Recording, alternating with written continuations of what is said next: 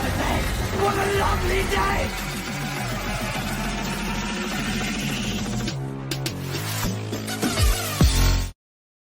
Welcome to Flat Earth Debate, Uncut and After Show. I'm your host Nathan Oakley, and if you are new to this channel, or you've not done so already, then be sure to subscribe and hit the bell notification icon to keep up to date with the Flat Earth Debate. If you'd like to support the channel, there is a super chat that runs alongside each of these shows while they premiere, and there's also a PayPal, Patreon and crypto link in the info box below the video. Speaking of Patreon, I'm going to do a quick shout out to all of you who do support me on Patreon, so a massive shout out of thanks and appreciation to Abraham Mohammed, Adam, Adrian Quintana, Alistair Main, Blue Ridge Ranger, Burn Fat Till My Stomach Is As Flat As the Earth, Chow Young Cat, Dank, Chris Hillman, Dave Rakia Gafford, David Robinson, David Wayne Foster, Daz Studio 68, Edwin Johnson, Owen Jennisons, Felix Hung, Fireball X, God Rockin, Henrik 86, Joshua Balsimo, Liam Nedrick, Life is Short, Maria Neelands, Missouri Bear, NA Literalist, Nagara, Nathan Thompson, Naibai, Rob H, Skeptic 936, Steve ALM, Texas Mike, The Real Gabster, Tina Baker, Unbelievable Productions, and Windrider. So a massive shout out again, thanks and appreciation to all of you for supporting me on Patreon. Now we are joined by a couple of people in both the Discord and G Plus panels, so I'll raise the mic on them and you can enjoy their dulcet tones while I set up for today's live show. I'm keeping the Sabbath because God says we must keep the Sabbath. Well, God gave that to Israel. You can give it to the Gentiles. That's number one. Okay?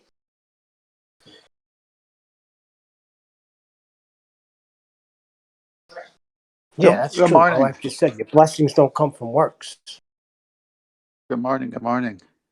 Morning. Hey, morning, Nathan, Death go Man. to your... Morning. hi, everyone. Nathan, I sent you a message on your private Skype channel on that section. It was show 903. Mm-hmm. Walking, Rumpus, Coriolis. We got a I've been timestamp. laughing. Anyway, just for you to Oh, have. I see. It was. Got timestamps. It's really good. Brilliant. Okay. I had recalled that I had sent it to you before, so I went back on our messages and found it and just added the ending part. You'll continue, boys. Oh, we were talking about there's this video on YouTube. Here, let me see if I can find the name of it, where supposedly the Jews put this wire around Manhattan. The name of the video is called "Why There's a Single Tiny Wire Encircling Manhattan" by Half as Interesting. And it's just like 5-minute video, and they put this wire all around Manhattan. Can you So send that to me? that the Jews go on. Can you just send me that privately so I can watch it? Okay, I can do that. Open. All right, but well, just continue with your narrative. I want to hear it. Yeah, So basically they're using that to make it all Manhattan private property, so that people can get around. The Jews can get around the Sabbath day by getting out of their house and being able to carry things, because they're not leaving the house technically now, because all of Manhattan is like their house in a sense. You follow what I'm saying? It's like a I know.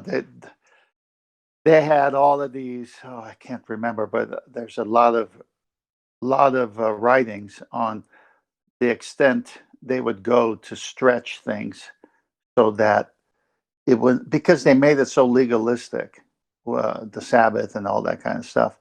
They made it very legalistic to where they couldn't. Exactly. They could only carry this much or do this. And there's so many stories like this throughout the centuries. I'll see if I can dig it up. So it doesn't surprise me. yeah. And because there's this new movement now. It's like, I guess it's dubbed like the Hebrew Roots movement in a sense. And More garbage. yeah, but I don't want to say stuff like that. But it's, they got to realize that this is like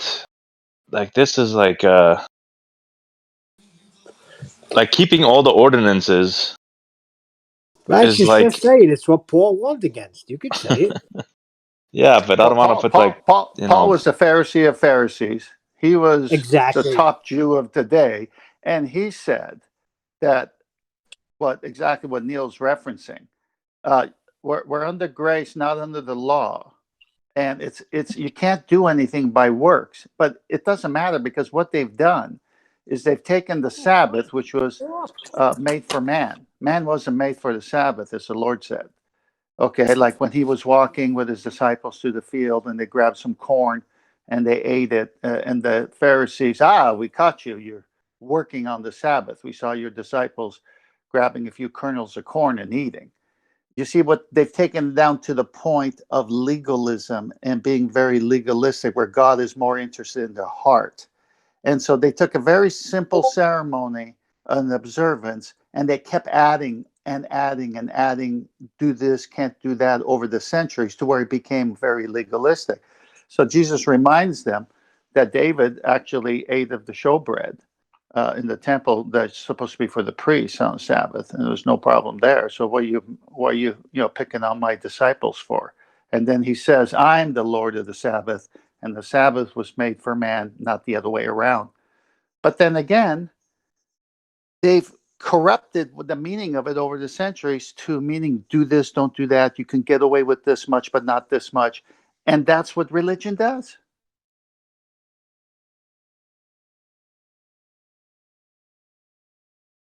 That wire is electricity. And so there's another aspect to it too. Okay. I'm not sure about that, but one thing, there's another mistake I noticed, and I just learned about it, is that the law didn't pass away. It's the ordinance is part of the law that passed away. It's like the religious parts, like keeping the Sabbath, the Passover, all those things are done away with, but not like the law itself, like thou shalt not kill, and No, honor thy mother and the law father. is Those things the still law is remain. the law is never going to change. The law is pure and perfect. Jesus kept the whole law. He came to do it because we can't. He did it for us because we can't. But it's not going to change. Nothing. God's immutable. He's not going to change the law. But you're not saved by keeping the law. Because no one could keep the law. The law was there as a schoolmaster. The law was there to show that we are sinners. I mean, you have to have something that says you're wrong to know you're wrong, and that's what the law was there for. And so once a man realizes that he or she is sinful, then they could cry out to God for mercy and grace and forgiveness. And that's the purpose of the law. And the Jews took it to, we're going to keep every part of it.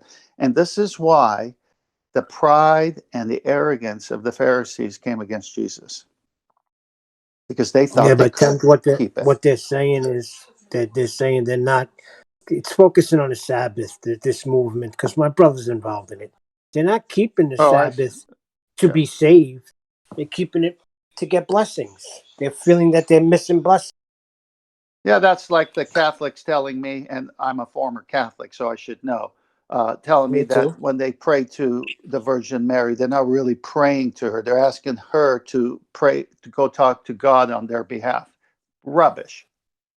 Total rubbish. No, they say intercede when Jesus is the only intercessor. Exactly. It's rubbish. It's just made up stuff just to bring in an old legalistic means of controlling people.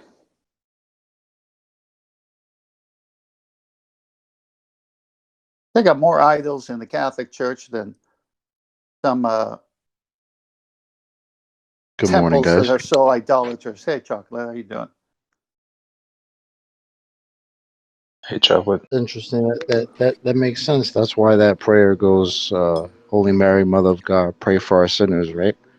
Mm-hmm. Now, when at the hour of our death, I remember that. Yeah. Mary was chosen So for. what? So that's bad to ask her to pray for you. Yeah, she's got a lot on her plate. Exactly. She can't even She's busy. hear you, Chocolate. She can't even hear us. I should go straight to the man himself instead of going through a middle guy. Gotcha.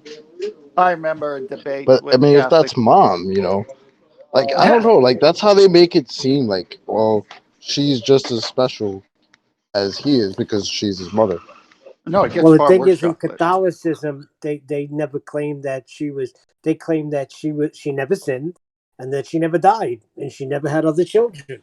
That's the problem there. No, it gets even worse. Add to what Yeah. Neil just said.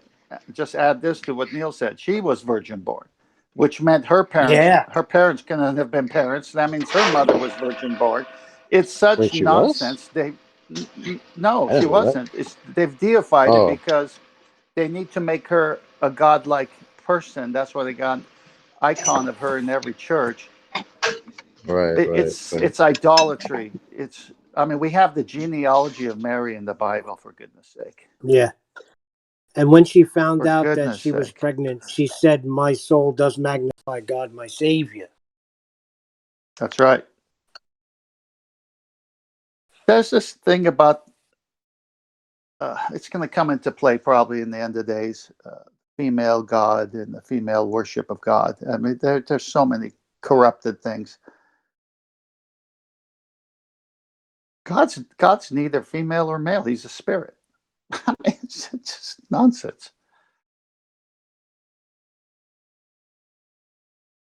Hey, Nathan, when the show starts, I have some pictures that I got from a navigation site that show the contrast between how the globetards want to tell us the horizon is versus how a sextant shows what the horizon is. I'm going to send them. I'm going to put them in Master B, and that's your Put them in. desire. You could show. Send them personally to me because I've got your page up with all the different timestamps, so it'd just be handy if it's on the same page, so I don't have to change Okay, pages. I'll do that right now then. All right, I'll go on pause. Well, I'll start the show then in the meantime while you're doing that.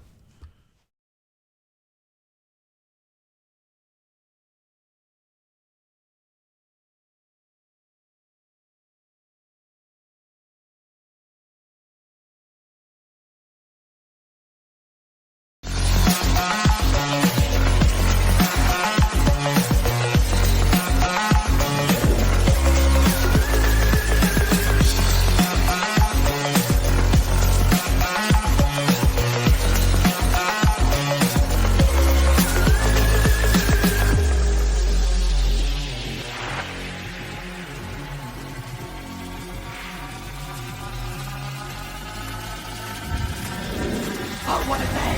What a lovely day!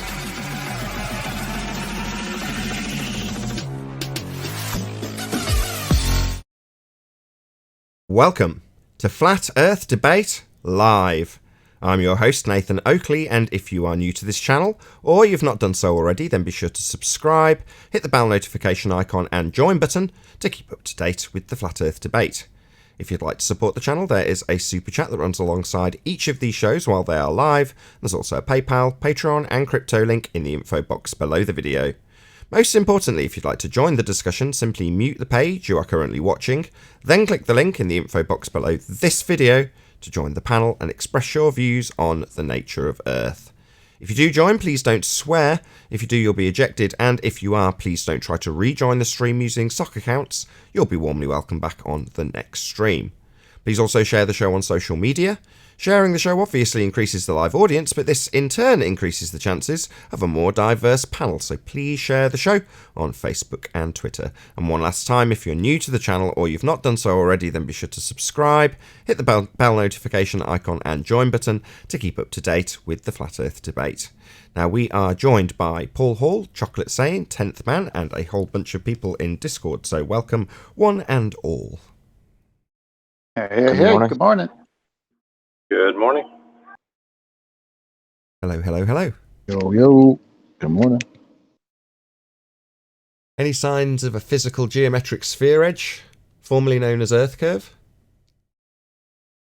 Not from every corner of my property.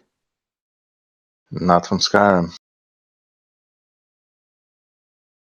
Anywhere else not from? Not from Earth. Well, Not from Earth, not that's from a good Earth, one. thank you. That's a good one. That's the best one to date, Chocolate. Kudos. I didn't expect that. that's- Not from Earth. Yeah, you're right. In a model on paper. Not on Earth, though. Right on. Any evidence of Can't top axial that. Axial rotation of the Earth-based variety. Not from Earth. Not on Earth. I had to get one. Any more for any more? Axial rotation, it's been topic of the day for the last couple of, maybe the last week even. No, clearly not. Any evidence of the distance to the sun? Not from Earth. I mean, we can answer them all that way, I think. Will this cover every question? I don't think so. Any scientific evidence of gravity? I'm tempted. No, don't. Not on Earth. Well, that would imply there was some scientific validity elsewhere.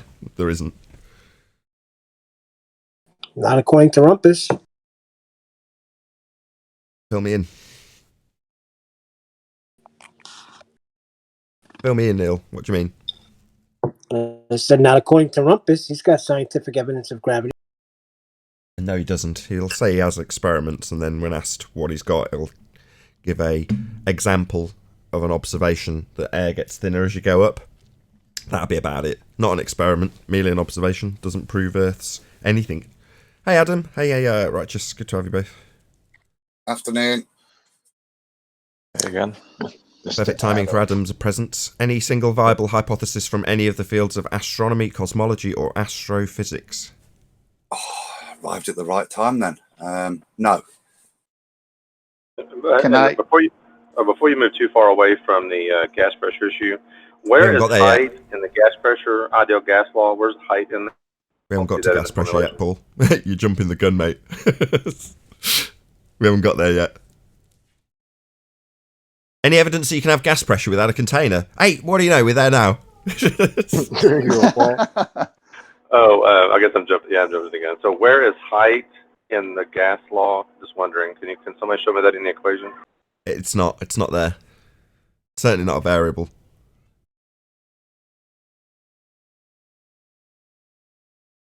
Where is weight in the gas law? That's another one. That's weight. not there either. It's just volume.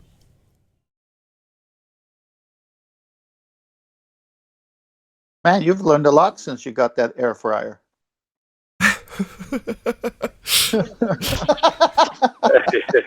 And it's contained. It has to be contained. There you go. Hey, Arwin. Good to have you. Hello. Good afternoon. Good afternoon. Hey, Arwin. Full power again. Where were we? Any evidence of a self-perpetuating molten iron core at the centre of a presupposed spherical Earth? Not from Nottingham. It's not. Not since I saw your new intro. Any Not samples from of this molten iron? I can get you a sample. Is it real? Molten iron is real. But was it from really deep down? If I say it is, will that be acceptable? No. No, I'm sorry, Arwin. I can't provide you any molten iron from the centre of a presupposed spherical Earth. That's something nobody can achieve. It would be quite the trickery claim, though. It's like, oh, wow. Yes, we've managed to get really deep down and we actually got a sample of the molten iron core here. Look, just like the moon rock, you know? They could go for it. I like the argument for the moon rock when they talk about the petrified wood, because they compared it to rocks they claim they found in Antarctica, and therefore because they're the same as the rocks they've compared in Antarctica, their claim is that they could have only come from the moon. It's like, what? Because they're only available on the moon when you've got some to compare them to from Antarctica? What the hell? You've undone your own argument with this. But there we go, that's their justification. We found some in Antarctica. They definitely came from the moon, and we've compared them to the ones that we say came from the moon when we travelled through a second law of thermodynamics sky vacuum. Violation, sky vacuum. Would that be circular reasoning?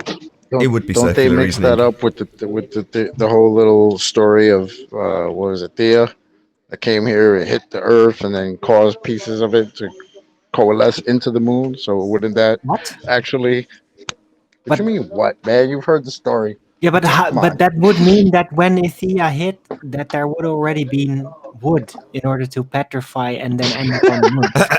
I don't think that's part of the actual narrative. The fact that it turned out to be petrified wood isn't necessarily part of the narrative, but their narrative, as Chocolate's detailing, is that the moon and Earth are essentially the same because we've got a combination of a planet called Thea that was claimed to smash into us and the debris, because it only hit at a glancing blow, not destroying the fledgling Earth, coalesced into something they could now call the moon, and therefore the moon is made of the surface layer that was smashed off by Thea when it deposited its molten iron core. Isn't that lucky? Into Earth. So it nicely ties up with the timelines of it not cooling down already, like everything else, according to them, in their bullshit world of rocks in the sky. Vacuum has. So there we go. That's their explanation. This analogy, Nate. I got a question Is it- about that. Well, Oh, I'm you a go. bit confused on the analogy because you're saying it seems the complete. It seems like going right. I've just eaten a beef burger, right? And it had 2 all beef patties, special sauce, lettuce, cheese, pickles, onions in a sesame seed bun. And because I've got all that detailed information, I can definitely confirm that it was from Burger King. Right. Yeah, I got a question about that story about Ithia, right? So, can you give a demonstration of a liquid ball of something smashing into a solid ball rock and then ending up in the middle of that? No. How does that work? Usually it should be the other way around. The No. solid displaces the liquid. It's just You're placing way too high a burden on works. this. It works because they made it up like that. Exactly, they made it up like that. You're placing way too high a burden of proof on this just so made up story that couldn't ever be justified or proven in any way, shape, or form, and is reliant on there being a sky vacuum for all these rocks to fly around in. Well, none of that works, but you know, it's only true because they made it up themselves. Well, the thing about those rebellious gas particles, they're starting to get comfortable. They're starting to kind of start settling in. We've decided not to go into outer space. Then all of a sudden, this massive pushing into our environment and it heats us up very much so. And we're going like, we don't want to leave. Please leave us here. Come on. I'm still can't let this one go. Like, the only way I could conceive that could happen, theoretically, presuppositionally into infinity, would be that the Earth was not a rock, but actually more like a ball of dust, and that it just gave way to the liquid and then ended up Why don't we call going it around it and then maybe melting a little, turning into rock. Maybe that's the way it happened. Maybe it's a giant hackensack.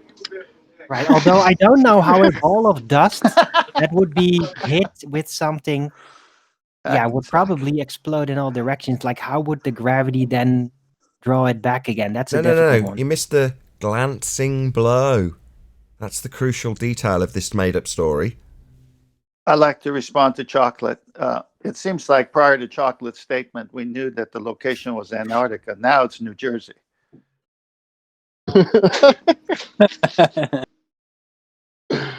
Hackensack, yeah. Been some reasonable discourse on the molten iron core recently. I mean, we went 6, 8, 12 months with literally never getting an answer about it. Probably since Paul Voigt. It's probably like 2+ years.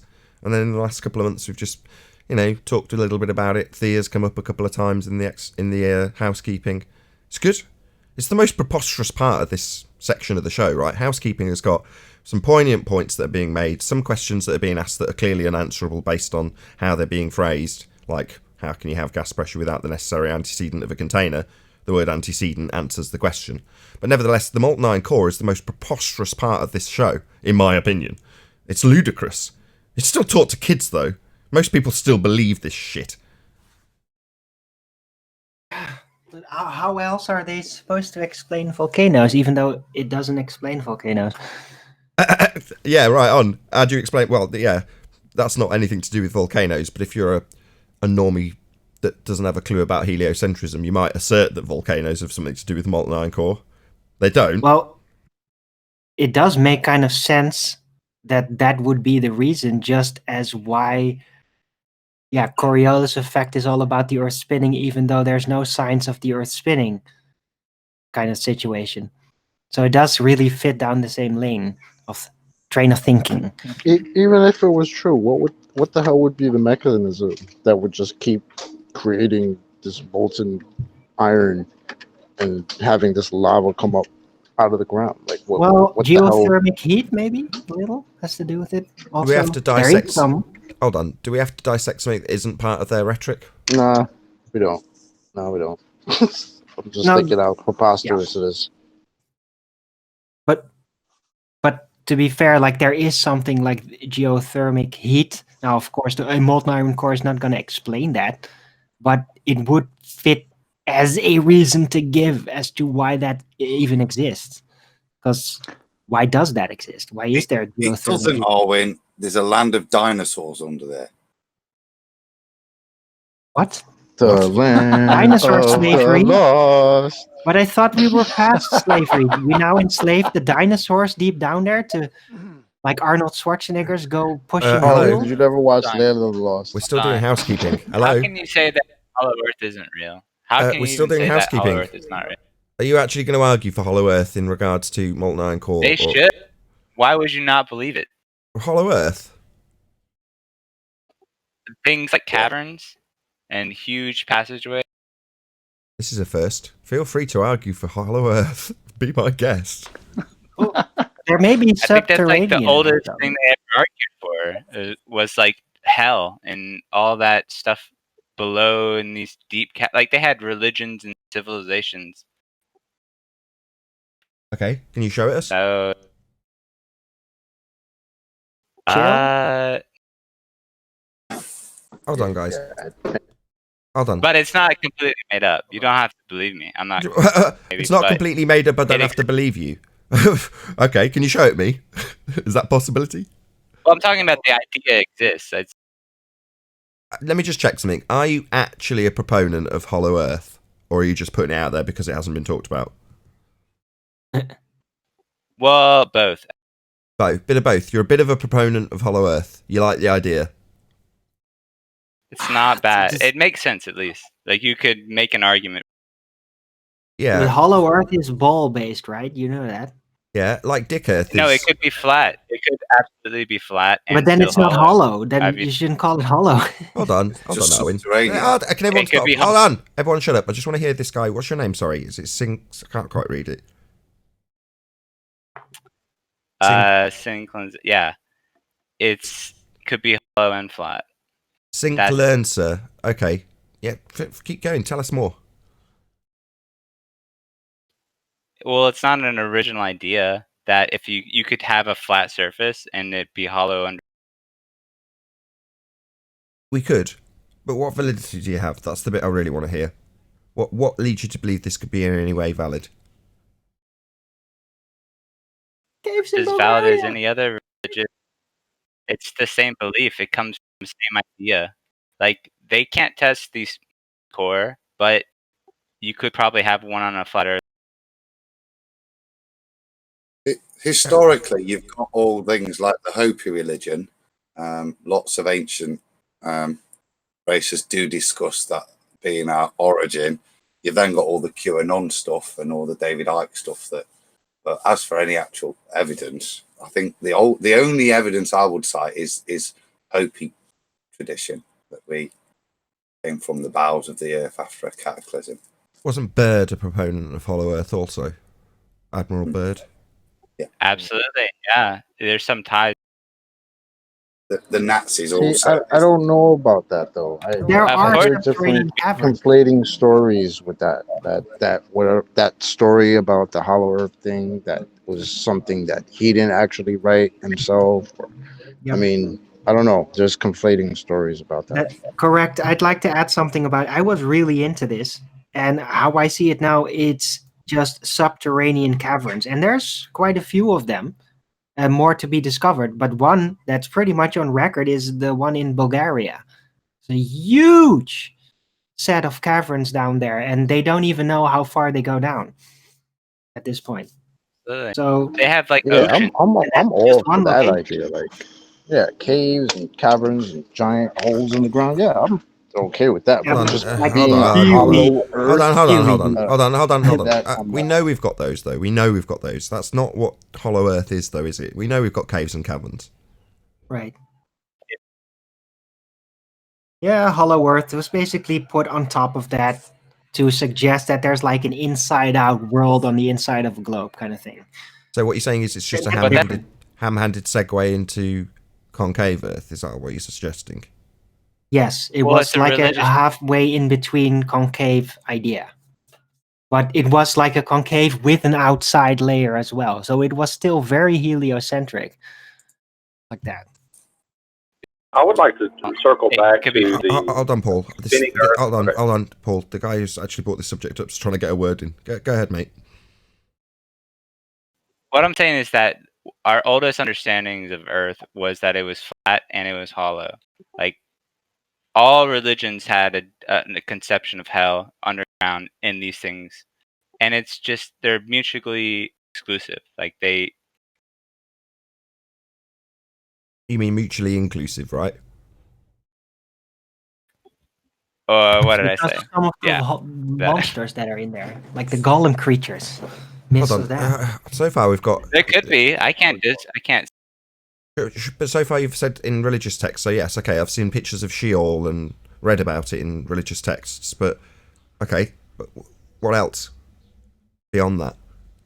Well, they're saying that there's like some sort of heat source in the Earth. I don't know. They call it hell. They call it many different things, but we can't really even test that or go down that deep apparently. So That's a bit of a it can't problem. Well, That's the it's problem. described Well, it that can't be there's a cloud hanging around there that emanates light just if it was the sun, so they say, but it isn't literally like a light point. It's weird. That's what I heard from the stories. Are you Why couldn't it possibly be like referring a to like when flat they Earth dug magnet source? the super deep cola borehole No, and no, Oh, they and look got at my that? screen. no, it has nothing to do with that. Hold on. Go ahead, Adam. I've got I'm you not up. talking to you. I'm talking to the guy.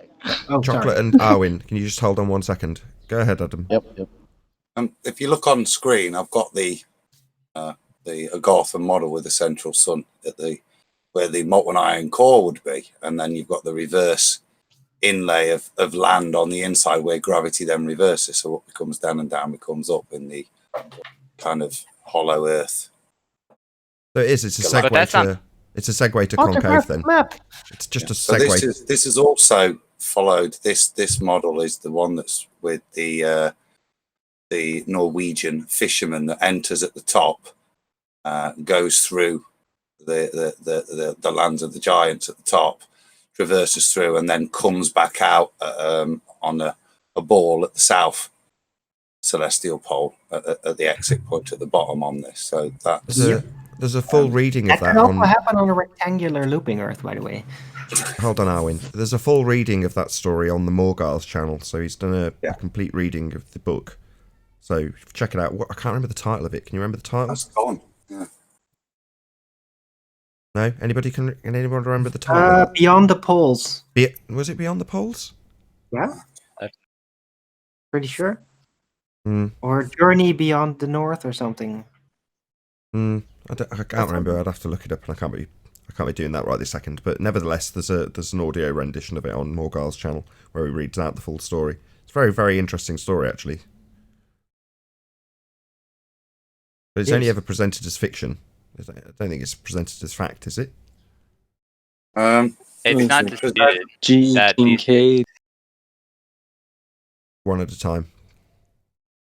It's saying is presented as a story of truth with the fact that he's clearly presented as mental when he comes back. So I don't think it purports to be. I think it purports to be his log of his life, as far as I remember. Don't think it purports to be a fictional story. It's questionable, but I don't think it pretends to be fiction. I mean, he meets these rather Nordic-sounding, giants that are very evolved in terms of their civilization. They're very peaceful people. They've got trade and everything figured out. There's no war. It's just like the antithesis of the kind of world we live in, basically, isn't it? It's all peace and flowers. Well, that group should have been, at least. It's like Zion on the Kinda. ground. Well, Like, Smoky they God. had Nazis. They went to Antarctica. Nazis did. They went. well, this is the Arctic that he's travelling to, as opposed to the Antarctic. Well, they have like Nazi submarines. Apparently, they went into the North Pole and went into the Earth, like into the caverns below or whatever. But they also have them. They say they're at both poles. So I Very never, interesting. They were restocking their supply of petrified wood, I think. Maybe. well, there's also been rumored by now that there's a giant cavern entrance at the South Pole somewhere. So that fits right in. But this isn't anything. It could be still flat, is what I'm saying, is that there's just a whole other level down Well, there might be. I'm a fan It's of claimed that. there The is. G. Kincaid. Can I forward an alternative to that concept? You have to. It might simply be a land section between the North and the South as part of the North-South loop, another realm parallel to this one. there. It could be anything. Okay, but Right. beyond Nazi stories and this maybe true, maybe not true account, is that it? Is it just testimony and propaganda? Well, it could be propaganda, but it also could be Nazi NASA. It could be the same lineation. It could the same. I don't know. Well, the problem. Why with would that they is- make it up? Why did I hear about it? Well, then you go to credibility, then, don't you? If that's the only standard that you've got, the only thing you can assess it on is credibility of source, and that's not going to get you very far in this instance, is it? Probably, but they can't be making it up. Like, that's a very specific thing to be. We went But they to. could. We had submarines go into the North Pole, for instance. And we've got rockets going to space that we can actually apparently witness Well, doing they're it. NASA, dude. Apparently, they've taken. Well, they Just- mapped the moon as well, supposedly. So Okay, I'm not disagreeing did with it- you. I'm not saying you're wrong. I'm not saying you're right either. But I'm just saying the standard at this point is going to be credibility, isn't it? Nathan, can I just add that the book was The Smoky God, story what of it was Jens called? Janssen. Really? His son. The Smoky God? all You the kid- Smoky God. Yeah. Are you sure? Fascinating. Yeah, that's what I did my head in. I had to go and look it up.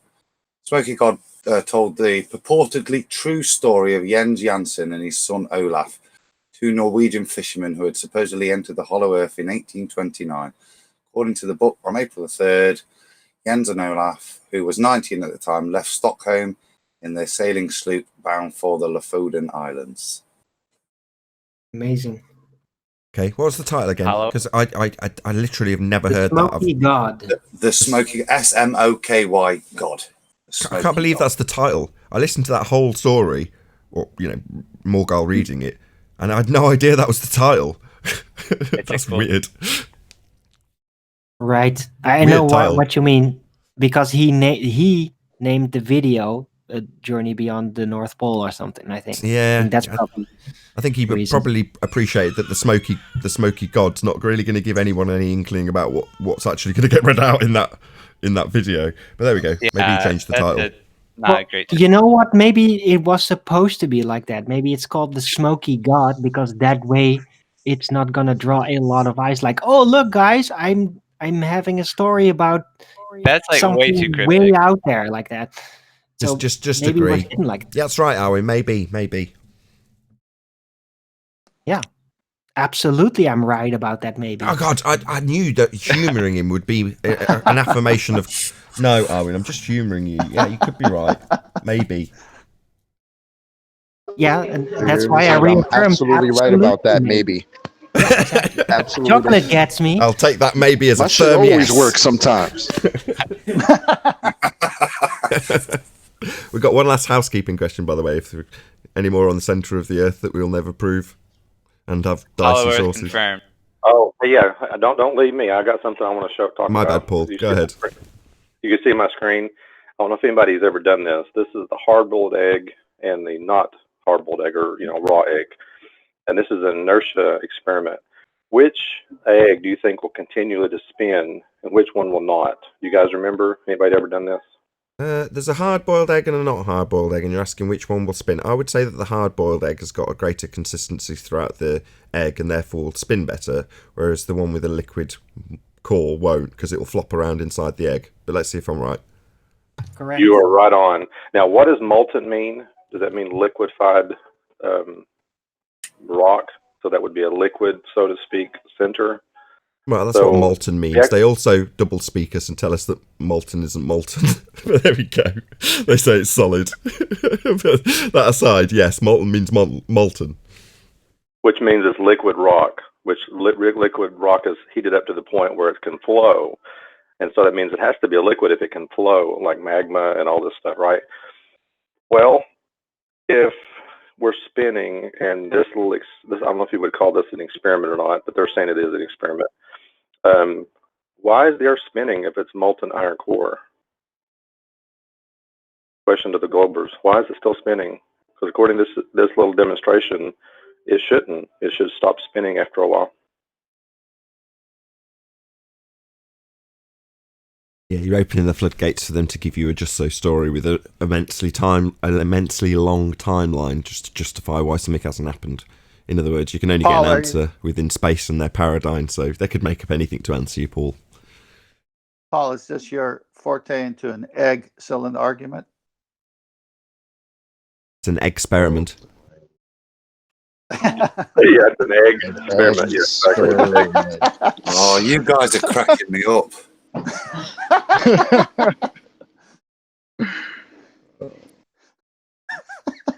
Right, moving on. I would like to see what they testify. Just give us some time. Let's let the silence set for a minute. If there's any Globers on Discord, how do you answer this?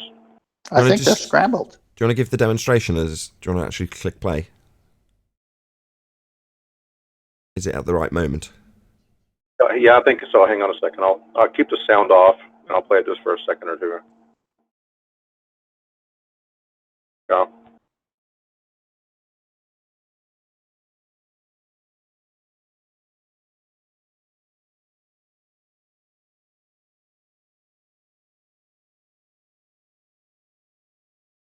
I think that's enough with it. Is that enough? You get the idea? Yeah, that's perfect. Thank you.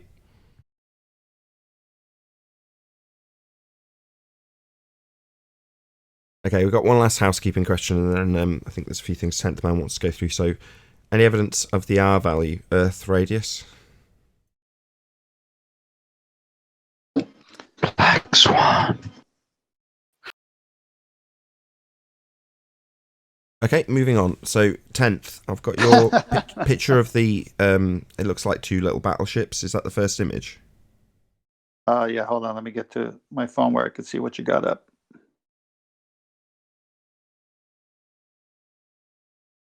Where'd you go? There you are. Hold on. I was playing through a 2-second commercial. All right. I'm seeing the screen. Yeah. So yesterday, if you can, I'm going to have to go to I can't blow that up. I can't even see it. Let me go to the act. That's all right. I'll get it right here. All right, I got it. So you can see here on measuring angles and altitude, the basics. Here's an actual photograph or not photograph, but an artist rendering of what a boat would do on sea level and with the angle to the star. And are you looking at the one with the two battleships, one on top of each other? Yes. Okay, so see the bottom one, it shows a zenith directly above. And then the horizon is the sea level. There's only one horizon. There isn't 5 different horizons. Now, if the navigator on this ship is 50 feet above the sea level, that's where the dip correction would come in to factor in before going to the books to see where they are in relationship to the star that is at an angle to the 90-degree right angle there. So the horizon is 0, 90 is the zenith, and whatever your star is, that's where that should be. And if you just read what it says, it's pretty self-explanatory. Now, if you go to one of the other pictures that I put there of the way they show it, which is the one with the circle.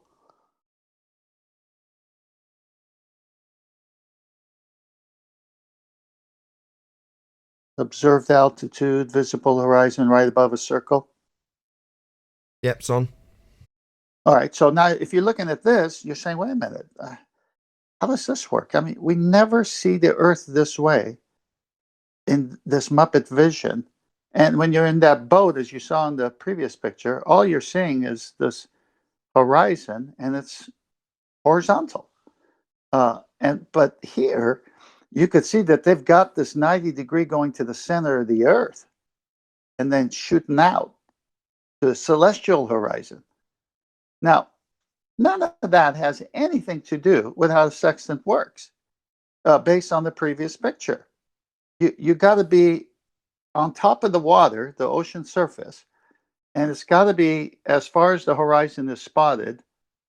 And you start there because it's very difficult to sight your zenith. But because you're working with a right angle, all you got to do is sight your horizon, and the 90 is your zenith. And then anything in between, the star or luminary, the sun or the moon that you're sighting, you're going to be able to know where you are. So these pictures with a round Earth do not match how sextant works. Now, if you go back to the battleship picture prior to that picture, you could see that it even shows the dip from the guy on top of the battleship. It says dip correction accounts for height above sea level. This is dip correction when using a sextant.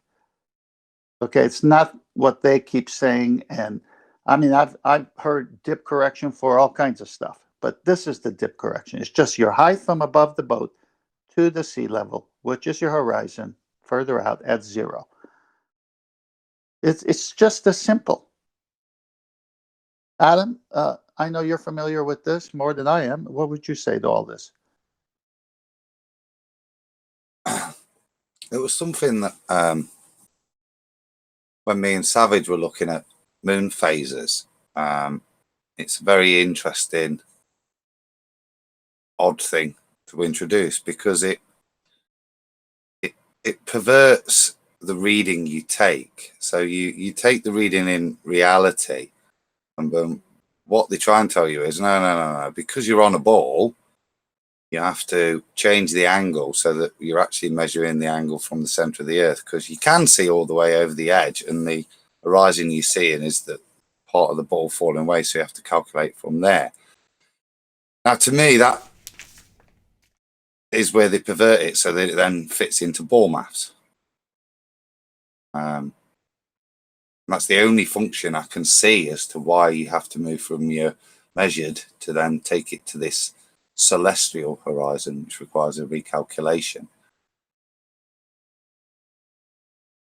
It's a little bit like when they were doing the measuring the distance to the moon via angles, and they have to then change the angles, fit it into their model. So they have to manipulate the reality figure that you actually take and put it in because we're on a ball. And that appears to me what they're doing there. Yeah, good point. Nathan, I sent you one more picture just now. Can you put this up? This is an actual navigator who teaches the sextant and how to navigate by it. Tell me when it's up. Yep, You can see it's it. on. Say, all right, so you see this hand drawing, and you could see his finger pointing to the horizon. And it's exactly what the other pictures typify. But where's the ball here? Here's an actual navigator saying, this is where you aim your sextant to, this horizon.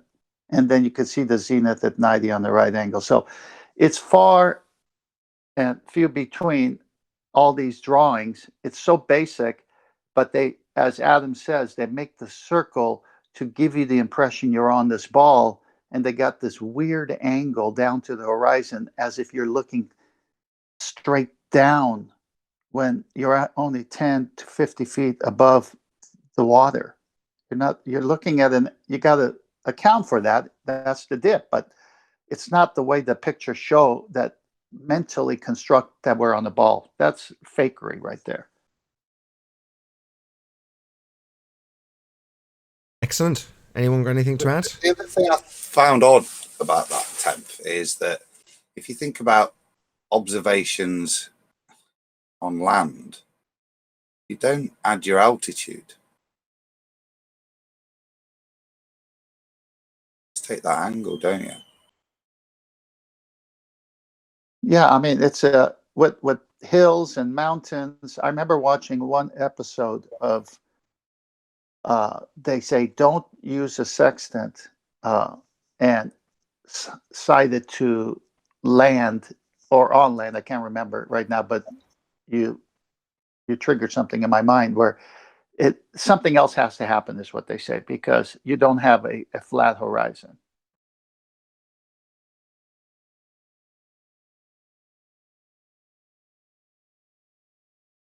Very good. Thank you for that, 10th man. My pleasure. I'm learning.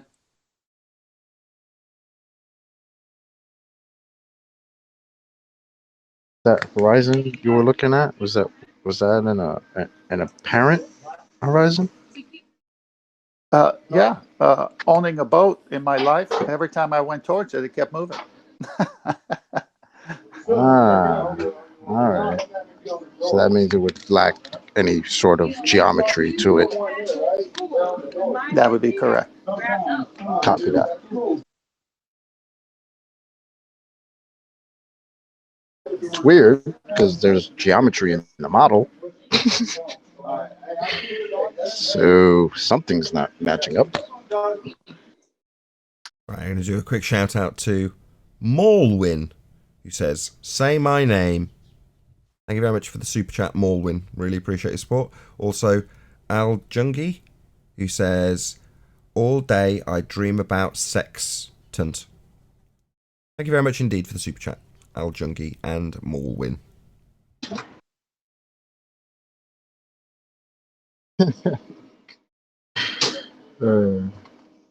He said, "All day I dream about sex tent." Yeah, it's Adidas. Adidas. Yeah, Adidas, yeah. Yep.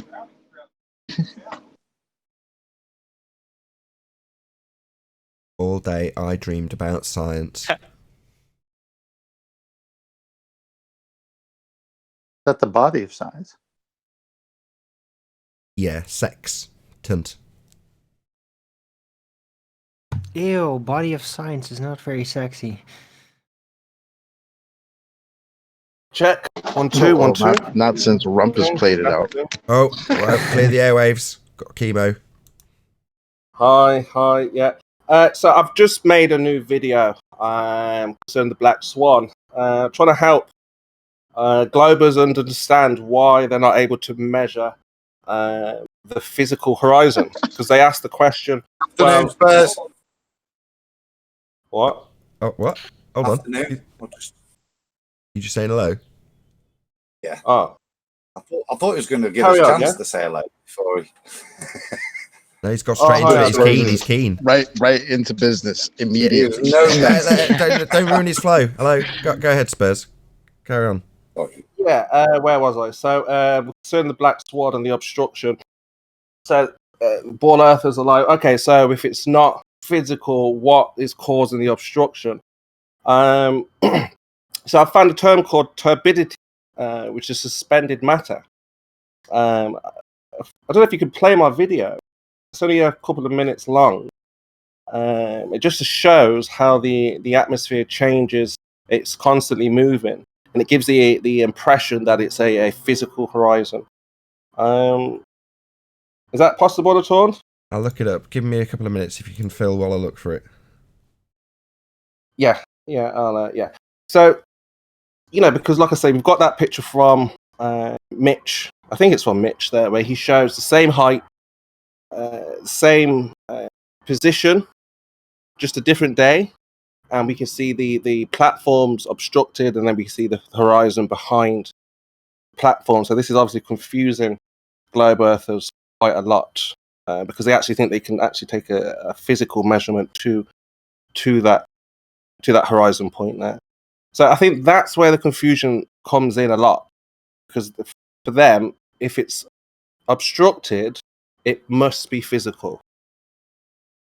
So if I can just show them or explain how the atmosphere is suspended, this is called suspended matter. So it'll be there for a day, it could be there for an hour. That's why I don't know if you remember when Soundly showed his curvature. The request was, Soundly, if you were to be there for 7 days, 5 or 7 days, and time lapse or just show us constant recording, you would see that bridge change elevation, position, location. He simply wouldn't do it. He was going when he chose the time, the date, specific angles, and all these kind of things. So hopefully, I'll post it in the master. Well, Is Spurs. that Spurs. the Lake Imagine Pontchartrain? Soundly. My bad, Tiffany. Go ahead. I'm sorry, Chocolate. I was wondering, is Soundly the guy who did the Lake Pontchartrain picture from the 15th floor of the Marriott Hotel? Yeah, Soundly. Yeah. Yeah. Through the double pane glass window that he couldn't open. Yeah, that's Soundly. Yeah. So Okay, we said to him, Soundly. look, well, All right, Soundly, Chocolate, go ahead. if what you're showing is real, then you should get that observation, every single day, all day, every day. And he wouldn't do it. He simply wouldn't set up shop basically at that bridge and show that it curves like that every single day. So Spurs, now we have a term for it. Spurs, Go. Your channel's called Under No Pressure, correct? Yeah. I think I've been unsubscribed. I haven't got you on my list. You'll have to send me the link and I'll have to resubscribe to you because I'm not subscribed. I haven't unsubscribed from you. I know I'm subscribed. Stick me a Master B, but it looks like I've been unsubscribed. Yeah, YouTube there. All right, let me post this here. That's annoying. It's not like I don't watch either. I've literally taken clips from your channel and published them with like an advert saying go and subscribe to Spurs, he's ace. Because you're ripping people a new one with the Black Swan, right? And so it's not like I would have been unsubscribed because of lack of watching.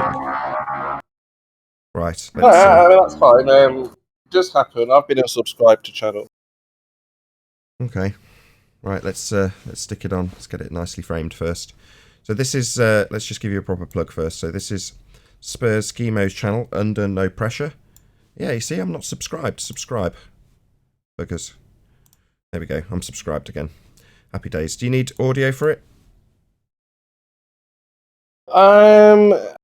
Probably, because I just explain. I mean, it's a bit of a monologue, but I'm just explaining that what turbidity is, and it kind of goes with the video to explain why you can't see forever, and it just explains why you can't measure it. So you've got two things here. You can't measure the turbidity, the suspended atmosphere, and you can't see forever because the atmosphere is suspended, as it were. Of the observer height in feet cubed.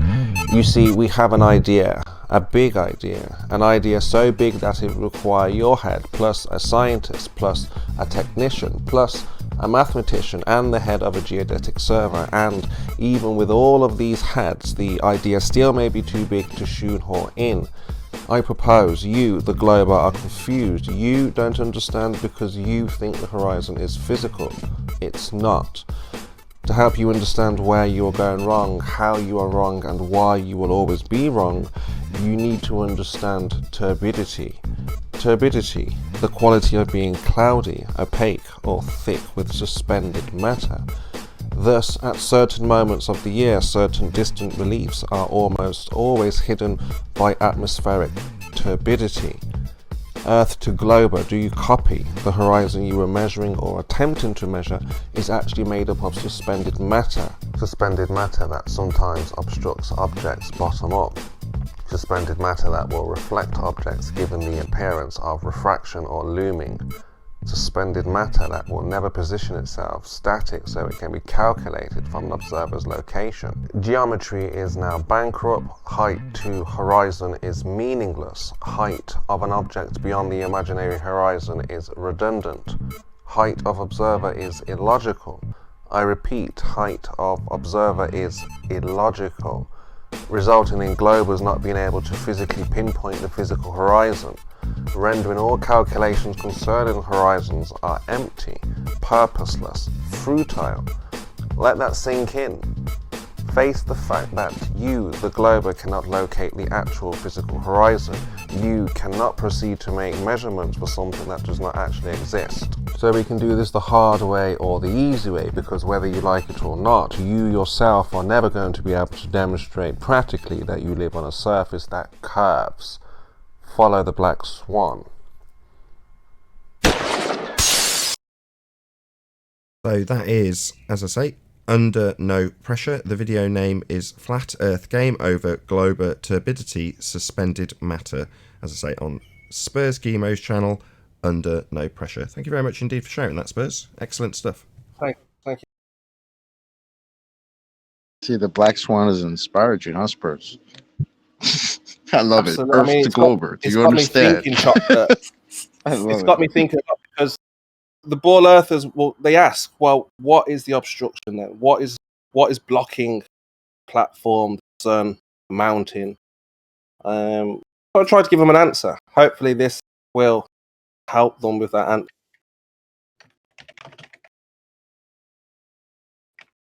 What do you think of it? What do you make of that as being cause for the obstruction? Because if we're looking for cause, obviously I haven't done an experiment, but I'm hypothesizing that we have an effect where the ship is disappearing. Oh, Rumpus is here.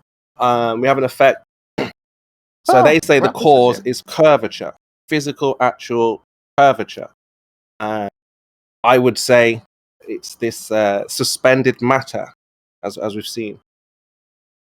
Just going to shout out Rakia Life. He says, apparently I've been seeing an apparent horizon that apparently hides the apparent bottom of an apparent boat that apparently is going away.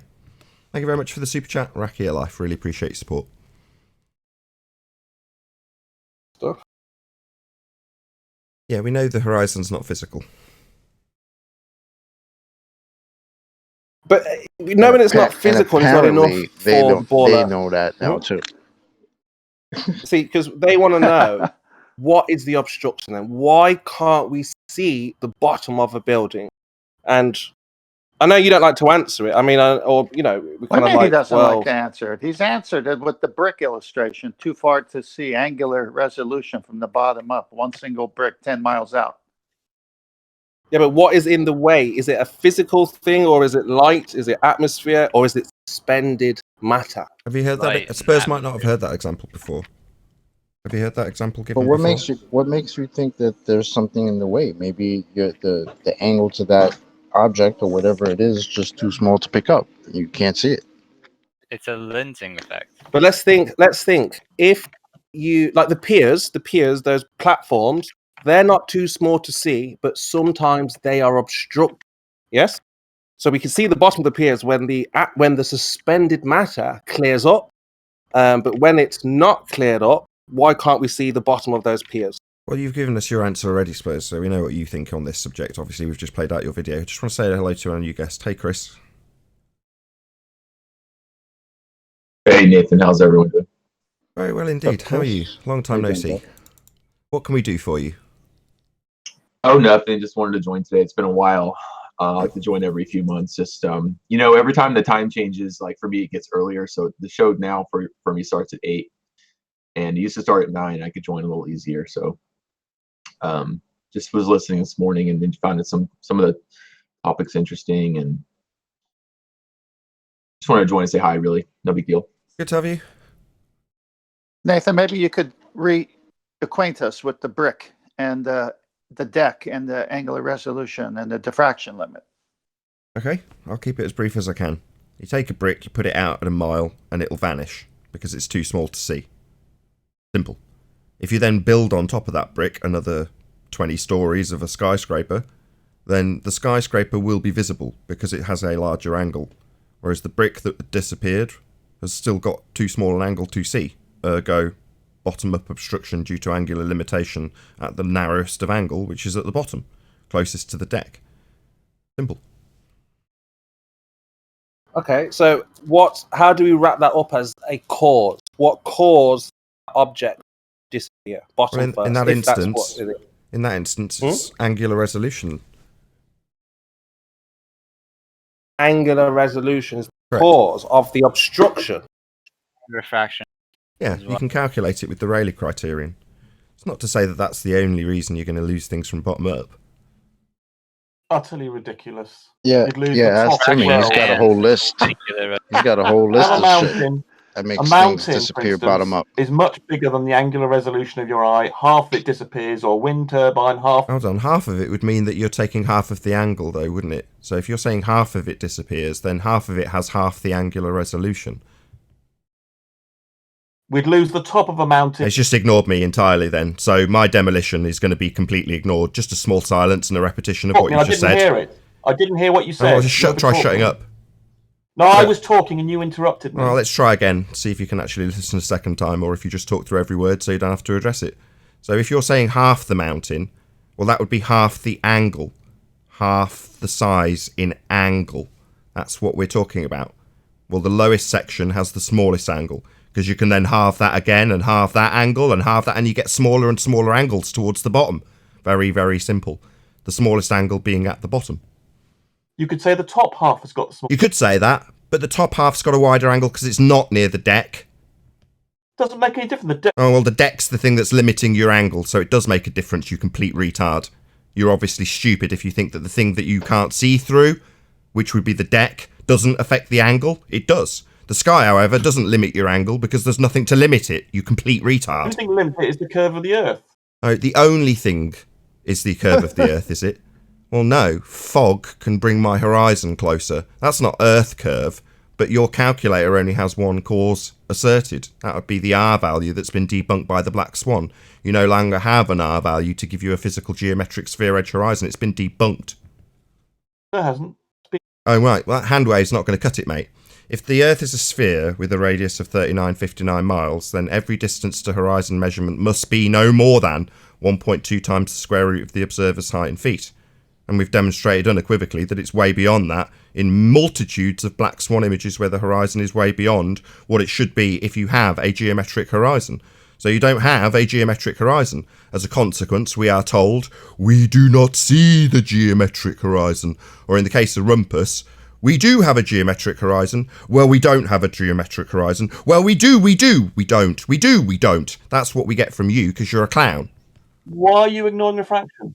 Which one is it today, Rob? Refraction would be chocolate. Can you not rumpus every bit of this conversation? Thanks.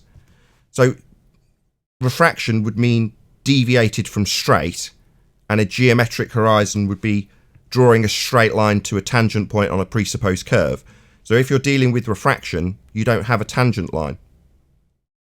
You have where the curve, the ray of light forms. That's a lot of stuttering and mumbling. Yeah, I'll just say it again.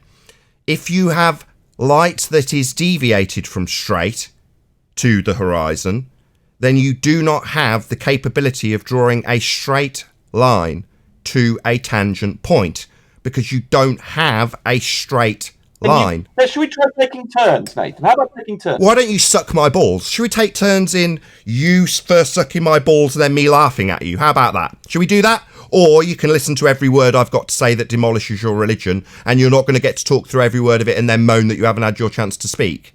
If we're dealing with refraction, something that I'm going to repeat 3 times and you're going to ignore and then moan and not listen to or acknowledge in any way, then we don't have a tangent. That would be a straight line. If it's refracted, that by definition means deviated from straight. If you continue to talk through me, meaning that the Discord server can't hear anything that I say, ultimately meaning that you will not address what I've just pointed out 3 separate times, I'm going to have to remove you, Rumpus, because you're not listening to my rebuttal. Which is, why would we ignore refraction? If we're dealing with refraction, we don't have a tangent. You're ignoring that. Mine is Yeah, it seems you're just filibustering the Discord server so that you don't have to address me. So now I'm going to remove Rumpus, and I'll justify why. I've demolished his point. I've given him a rebuttal. Why aren't we worrying about refraction?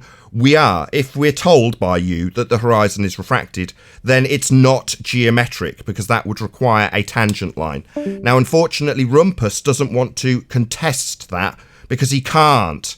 He hasn't got a rebuttal for that. So instead, what did he do, Neil? Did he listen to my 3-time rendition? Did you hear any of my rendition that I just gave for a 4th time? Neil. Thank you for that. Was I'm asking Neil something. He's on mute though.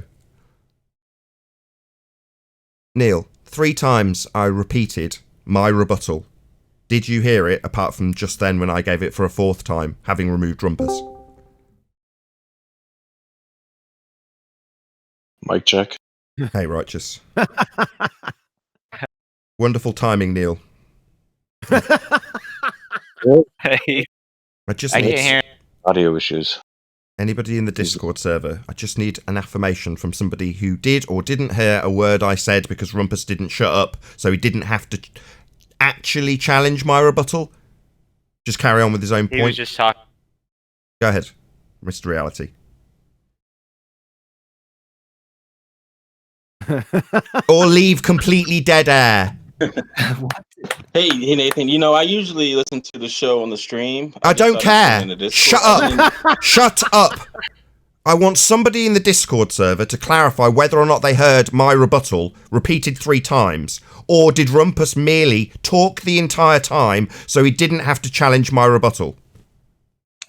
Nathan, I He do purposely see overtalked Neil- you. To be honest. No, He was Arwen's just talking. decided that he's going to interrupt this that I've tried to get for the last 3 straight minutes. Can I just have it once from anybody in the panel? I give up. Forget it. Who gives a shit? You're all useless. I've seen Neil lighting Shut up up, to try and say Arwen! something.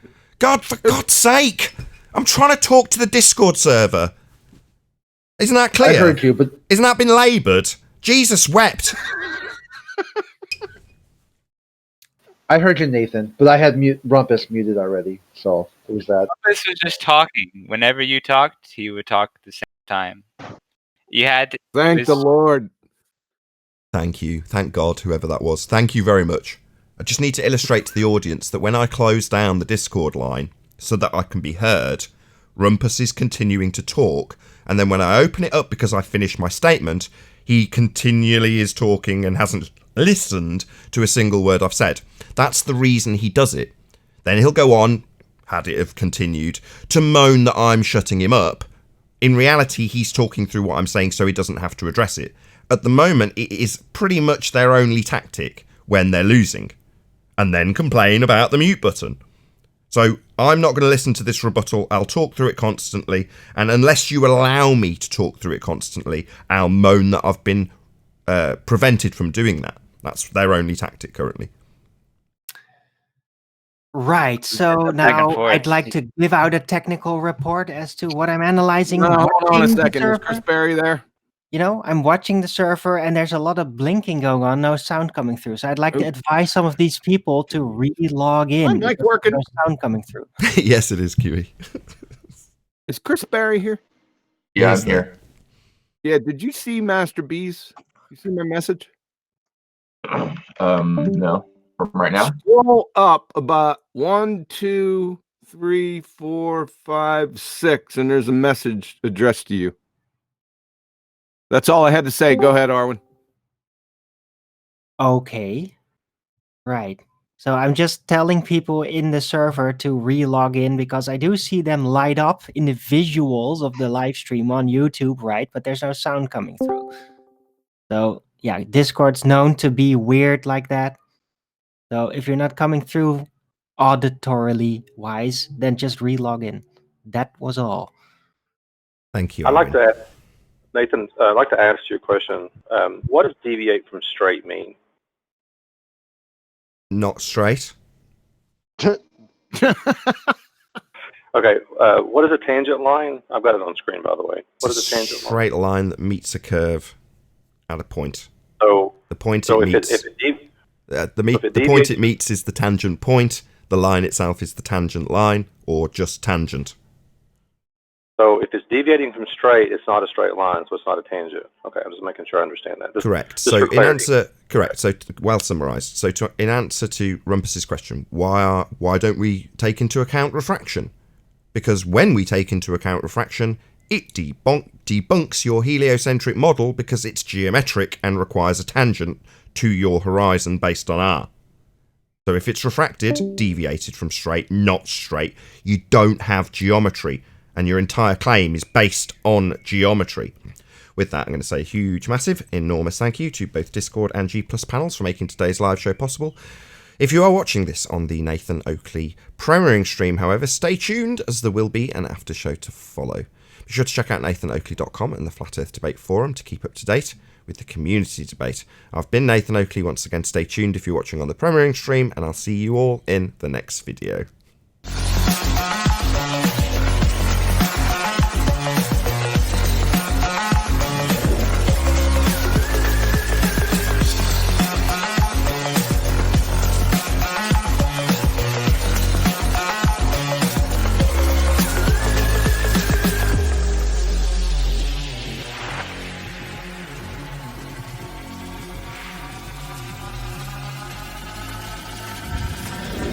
Oh, what a day!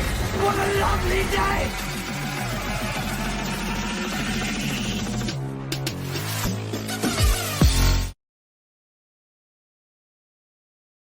Oh, if a bird is natural and a bird makes a bird nest, therefore the bird nest is natural. Likewise, if man is natural and a man makes a shoe, the shoe is natural. And I was arguing, no, that's not the case. It's like it was created. I said it would have to come from nature for it to be natural. You know, a shoe was man-made, therefore it's not natural in that sense. And they were trying to, you know, what they do is, well, first of all, there's 5 to 8 people yelling at you the whole time, which is really hard to deal with. So you kind of lose train of thought because they're scattergunning the whole time.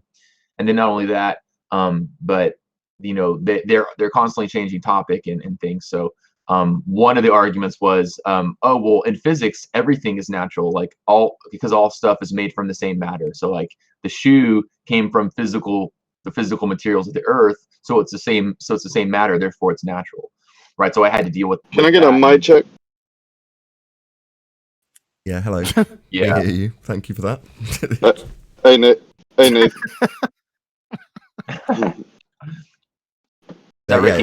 This is, hold on, just for Chris, hold on, before come Chris to gets next the same one. treatment here. Hello. Yes, so you're talking about Brenda's argument. The shoe is natural because it's made by natural materials, and man is also natural, and he's made it, therefore it's natural. No. Right. Yeah. No. Yeah, well, that's what they were arguing yesterday, and I was trying to explain to them that's not the case, you know. And they said, and they kept going on and like, well, is a spider web natural, and is a bird's nest natural? And they're like, well, man didn't make the bird's nest, and I was like, well, no, but we know what created it. We know that the bird created it. Chris, go ahead and stop. Stop! Don't do it again, man. You're screwing the pooch. How?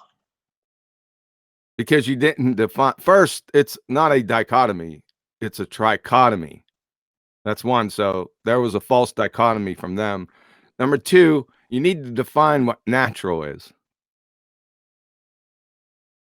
Here, I'll solve it real quick. Is there a difference between natural and synthetic?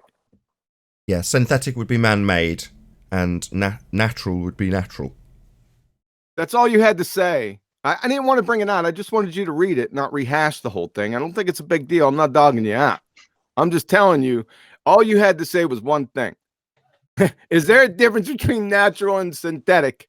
And the Elmer Fudd intellectuals over there, you would have sent them into a friggin' quivering DT maelstrom. Yeah, but I was like to there. drag it out and make it I way was more there with complicated. Chris. Can y'all hear me? Yes, we hear you.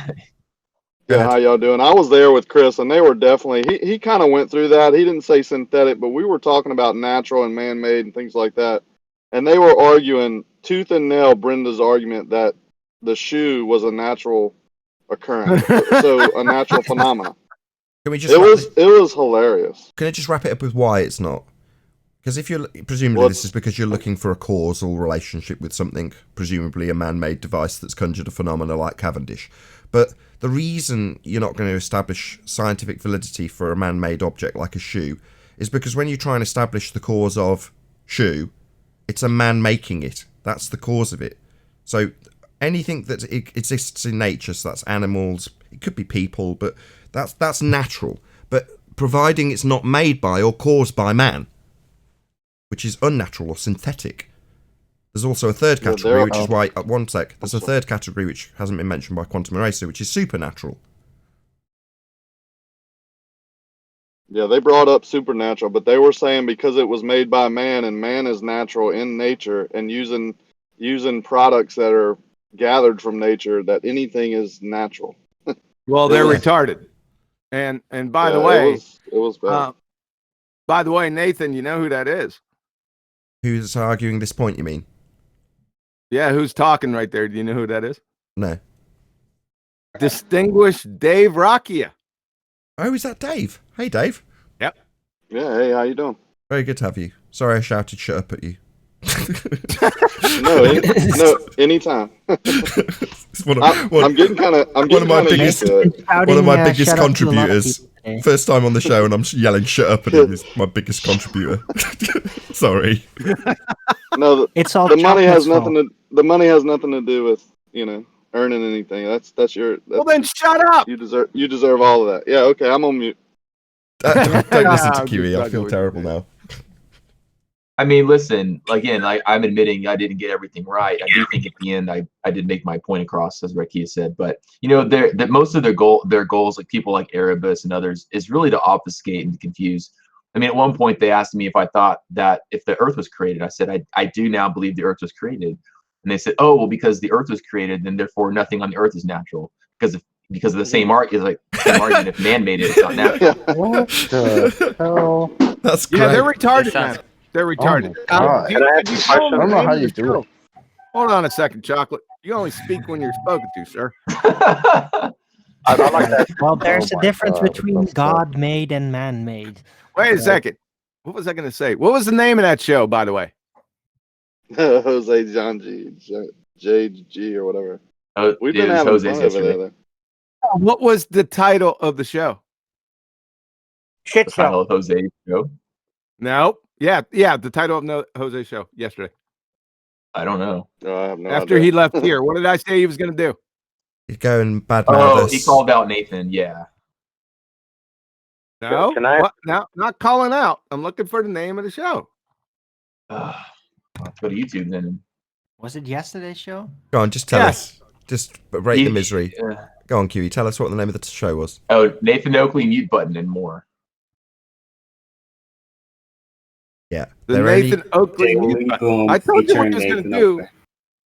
He's a weasel and a liar. I asked him if he was taping the show. He said no. I said, I know what you're going to do. You're going to go over to your little friggin' retard arena and talk about the mute button.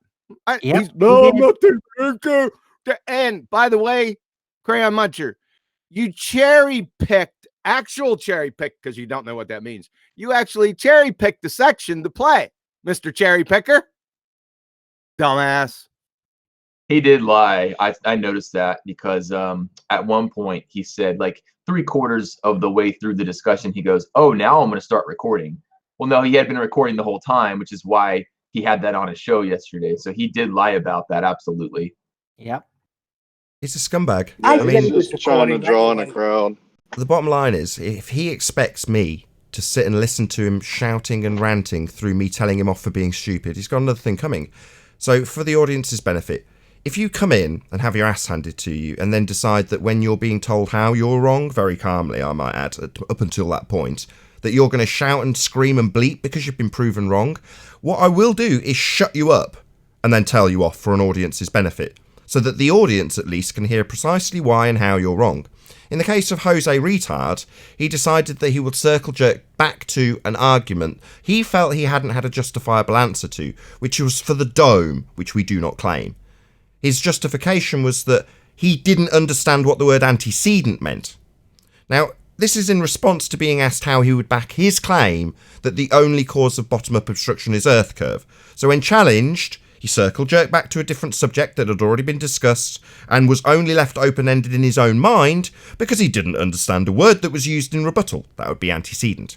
He then went on to go and Google search antecedent, read out the definition which absolutely backed up QE's argument for the circle jerk retelling of an argument we'd moved past, and was being obfuscated by Jose by not answering the question to complete his claim, which was that bottom-up obstruction is only provable by Earth curve. That resulted in him shouting at us, swearing at us, and basically rumpusing us, pointing out how and why he's wrong. Pointing out that he doesn't know what an antecedent was, and if he'd read out the definition or understood it at the beginning, he would have understood that the rebuttal given was a perfect justification for us having gas pressure, needing a required antecedent of containment. That was the explanation he was given, and decided to basically, I don't know, ignore because he didn't understand the word that was used. So all of this crap that was trying to be explained by me, he feels it was totally justifiable to talk through every single word of that. That's what they do. And when I don't allow them to use their mute button, in this case Jose talking through me pointing out how and why he's wrong, his obfuscation and debate tactics, which is to circle jerk back to an old question that's been covered, he thinks that's perfectly acceptable to talk through. And when I stop it, which I will, I've got no shame in shutting up retards like Jose and telling the audience what's what, not allowing him to obfuscate it by talking through it. And if he wants to bleat that he's had some sort of unfair treatment because I've actually got the opportunity to explain to an audience how and why he's wrong, that simply makes him a poor loser. His only attack being my ability to not let him obfuscate an actual rebuttal and highlight his stupidity. Oh, my violin is playing for you, Jose. It would have been so much fairer if they wouldn't have heard what I said. No, mate. I will shut you up and anybody else who decides that they're going to obfuscate an absolute teabagging of their shit claim, like Rumpus does. You might have learned how to obfuscate the Rumpus way, but it doesn't mean I'm going to feel in any way ashamed to shut you up and rip you a new asshole with absolute clarity being heard from my audience. I've just spent £600 on sound deadening equipment so my dulcet tones can be appreciated by my audience. Not a fuckwit retard talking over me because he's having his ass handed to him and then moaning that that's unfair. That just makes Rumpus and Jose losers. You've only got that to moan about. Well, good for you. Keep moaning about it. It's not going to change a damn thing. When you lose, I'm not going to let you obfuscate my demolition of your crap claim. Sorry, if you don't like it, don't come here. We will hand you your ass if you are wrong. If you're right, or you've got a claim to make in the first instance, it absolutely will be heard, as will rebuttals, which will be swiftly dealt with. Now, rebuttals that are followed up with endless diatribe of scattergun horseshit will also be silenced by me. I have no shame in shutting up a rebuttal and replying to it concisely for my audience. Now, if you don't like that fundy fuckwits that need to obfuscate and scattergun and use word salad as a defence, it's not going to fly here. Now, I know that you don't like that. And I know that you feel that shaming me about shutting you up when you're being beaten is going to somehow affect me? Nah. It might keep you out because you know you're not going to get to use that tactic. But that's all it'll do. Stop monologuing. Sorry. That was great. Oh, there he is. Mr. Script. That was Junk DNA. Did you get your junk DNA removed yet?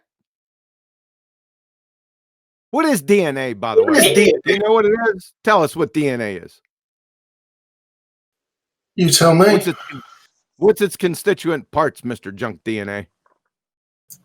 Tell me. You believe it's a I gotta code. tell you, huh? You were the one with the claim. Yeah, you believe it's a code. You believe it's a Sorry, code. you were telling us about how junk DNA wasn't useful. Do you not remember this?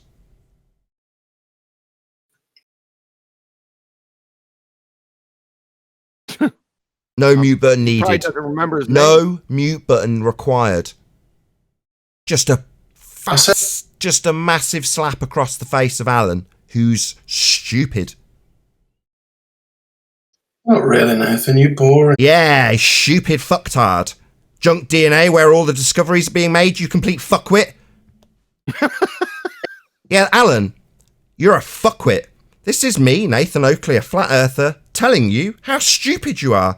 I hope you enjoy the taste of my balls, because I'm telling you, you are a fuckwit.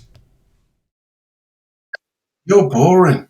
Oh, that's a really good rebuttal. Junk DNA is where all the discoveries are being made. You stupid fuckwit. Boring, eh? Am I boring you with your own stupidity? Yeah, you bore us with your idiocy. example of latest The junk DNA, not very junky, moron. silence. Citation, please.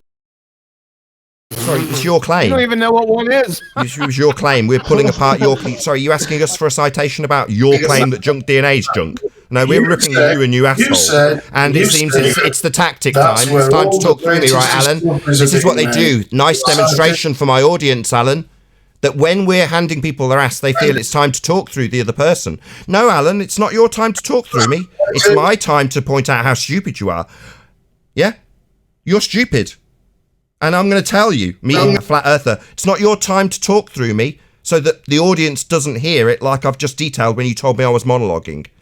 Now, at this point, I haven't got to shut you up because you've got the hint. Yeah? I haven't got to put you on mute. But your mild humility means that I don't have to mute you. I can just tell you're a fuckwit with you listening to me. Your poor kids. They're not even here. What are you talking about, my poor kids? That's an ad hominem attack. I've demonstrated why and how you're a fuckwit. And you take... Now you're talking through me again. Yeah, you gave me your ad hominem and now I'm responding to it. Number one, my kids aren't here. Number two, that's not an address to us pulling apart your nonsense claims about DNA. Specifically, junk DNA. Now, that's me demonstrating you to be stupid. With clarity, and there we go again. It's time to obfuscate it because I'm making him look stupid. Yeah, fundy mute button, Alan. Thanks for demonstrating.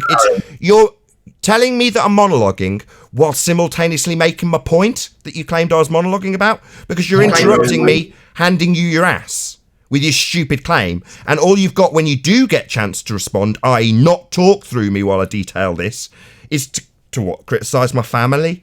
Criticise me personally, not a response to this junk DNA claim you've made. It's just an ad hominem attack. Also known, and there he is, talking through me again, because it's time to obfuscate the fact. Have I got to put you on mute, asshole? It seems I've got to put you on mute, asshole. My monologue wasn't listened to. Yeah, I'm going to tell you off because you're stupid. Now you don't have to tolerate that. Eventually, I'll have to shut you up and put you on mute because you're not listening. You think it's your turn to obfuscate me telling you how stupid you are with examples. Or attack me or my family personally because I've made you look stupid. That's totally unreasonable behaviour and also a logical fallacy. Still talking through me. Second attempt to point out his fallacy. That's a logical fallacy you've just employed, Alan. It's called an ad hominem attack. It's a logical fallacy. When I've pointed out with examples of your claim, something we're now debating, and how that makes you stupid, that's a factual description of stupidity. And here we go again. Talking through me again. Here we go. Fundy mute time. Detailing how stupid Alan is, so he's got to talk through it. Thanks for making my point I was monologuing about, by the way. Yeah, I'm perfectly justified in shutting you assholes up when I detail how fucking stupid you are, Alan. And I know you don't like it and you think it's your need to justify your fallacy that you've just used as a response, attacking me and my family. That's not a response to your junk DNA claim. That's the third attempt to point this out and ask a question at the end of it. I'll just point that out. Third attempt with the fundy mute button from Alan. Third attempt with him talking through me. Are you going to listen, Alan, or are you just going to obfuscate your own stupidity constantly? That's a question that he didn't get the question because he was talking. Did you hear my question, stupid? Can't listen either. No, I'm not listening. Yeah, I know you're not listening. You're a retard. I know. That's what retards do. They talk when they should listen. Another example, a demonstration of your stupidity, Alan. When listening, or supposed to be, you're talking like now, trying to educate a moron, a demonstrated moron, and what do I do, Alan? Do I put you on mute? Is that what I've got to do? Because you're talking through me. I've got a question that I've still had 4 attempts to get to, but you keep talking through it because it's a question in regards to how stupid you are and you can detect that. Therefore, I'm going to have 5 attempts to actually ask you a question geared around your claim that you've made that's stupid. I'll try again. I'll get to the end because I've had 5 attempts. We'll see if the end gets cut off as well. Why have you used a logical fallacy, in this instance an ad hominem attack, in response to a rebuttal of your junk DNA claim? Why have you employed fallacy? Because you, sir, are a joke. That's the same fallacy. That's an ad hominem attack. You're a joke. You're a joke. Is that Not your even only making an rebuttal argument. to use the same fallacy 3 times in a row? Joke for money. Sorry, you now ad hominem me non-stop. Yeah. So it's time for you to leave. Fuck off. Get out. Thanks for contributing nothing. Yeah, thanks for contributing your stupidity, Alan. I really enjoyed highlighting how stupid you were. I also really appreciate you making my demonstration of why I must shut fuckheads like you down with the mute button. Because if I don't, we get what we just had there. 5 attempts to ask him why he's used fallacy in a debate, with him talking through me. Now that might be tolerable to Jose Fucktard or Alan when I'm telling them off and pointing out how stupid they are. It's also justifiable them to attack me and my family. Just total scum. They've lost a debating point, so they attack me personally or my family. Scum. Haven't got winning arguments. They've just got fallacy. He didn't debate anything. He just was shit talking. Nothing to bring. Meanwhile, we demonstrated how stupid he was. I doubt he liked that very much. Hey, Alan, there's your citation. Of course, you don't know what one is. Let's read through it. It's real short. By Dr. Craig Venter, the grand poobah of geneticists, geneticists of geneticists. And I quote, people arrogantly call parts of the human genome that don't code for protein junk DNA. Today, junk DNA is where all the discoveries are happening, and we know that junk DNA is crucial for gene regulation. You nitwit. Yeah, to even call it junk DNA at this point is kind of a wrongful name for it. Yeah, it was solved about 20 years ago. Clowns. Right. 30. Epigenetics. I thought it was the early 80s. Isn't it like 30 years ago now? Yeah, it's a long time ago. They screwed the pooch by coming out and letting their friggin' drivel out of their mouth about the little evolution fairy tale.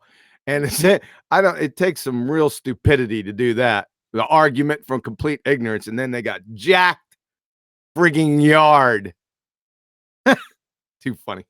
I removed him. Had I've not removed him, he would have talked through every word of that because it makes him look stupid. So that's got to be talked through. And then should I shut him up? That'll get moaned about. Because obviously it's only reasonable that we hear the obfuscation of the actual point and not the point. And should I stop that? Well, then that's terrible, right? I'm an evil man for stopping them obfuscating their own demise. I don't think so, fundies. He thought he was clever. Like Rumpus and the other guy just talked through you and the whole conversation. Yeah, when it got to the point that Rumpus was being demolished, he knows he's dead. So what's he got? He's got nothing left. So it's last chance saloon. Throw out as much scattergun as you can. Throw out as much rhetoric as you can. Hopefully that'll leave an impression. Because he's lost. So why not? If you've completely lost, why not rumpus the crap out of every word your opponent says so nothing's heard and you don't have to answer anything? And then as soon as there's a break, make your assertion again. That's their tactic. It's fairly straightforward. It's pathetic. Hey, Nathan, speaking of rumpus, I've got a site definition of tangent on your Scott channel, if you could put it up. Oh, no, he'll close out the show. 10. No, What did I he won't tell you? close wanted to ask the question. But go ahead, Tim. I wanted to ask one. Yeah, tell me when it's up, Nathan. It's up. All right, so go off on a tangent. A person or piece of writing goes off on a tangent or goes off at a tangent. They start saying or thinking something that is not directly connected with what they were saying or thinking before. And on and on. We know what that is. But look at the bottom. Note, in geometry, a tangent is a straight line which touches a curve at one point but does not cross it. Yeah. Perfect. Yeah, a tangent straight. This was the point that Rumpus basically filibustered and rumpused, as we've now deemed it, rumpusing, causing a disturbance. The reason he's done that is because at the point he said, well, why don't you just accept refraction? Well, because if we accept refraction, it demolishes your geometry because it requires a, quote, straight line, not deviated from straight or refracted, as he's telling us to accept. Except I can do donkey dick geometry, is essentially what he's saying. Hey, is Chris still here? Hold on, Kiwi, hold on. Go ahead, Paul. Well, it's relating to what Chris was talking about. Just a question in general. Do all man-made or synthetic material have to obey natural law? Do all man-made material have to give me an example, please? Unobtainium or adamantium? Well, no, like the laws of chemistry, the laws of physics, the laws of electromagnetism, or whatever it may be, they have to obey those laws to function, correct? I would think so, but I'd like an example. Well, even like in when man makes a drug, let's say, they have to use chemistry in the process, and there's laws of chemistry. They have to know how things bind. Okay, or let's say a car has to follow thermodynamic principles for the engine to work. You know. Yes. Okay. So now, I think that's what they could be confusing because No, they're not. No, they're not. No, you're giving them way too much credit, dude. No, they're not. Well, I'm just saying is because if they see something happening in like a car, they can say, "Well, that's a natural phenomenon." Well, it does have to obey physical laws. No, it That's can't still be a a man-made dependent variable. It can't be a dependent variable. Is the point? They can't even get that far. So no, you give them too much credit. Just ask yourself this, Paul. What's the cause of car?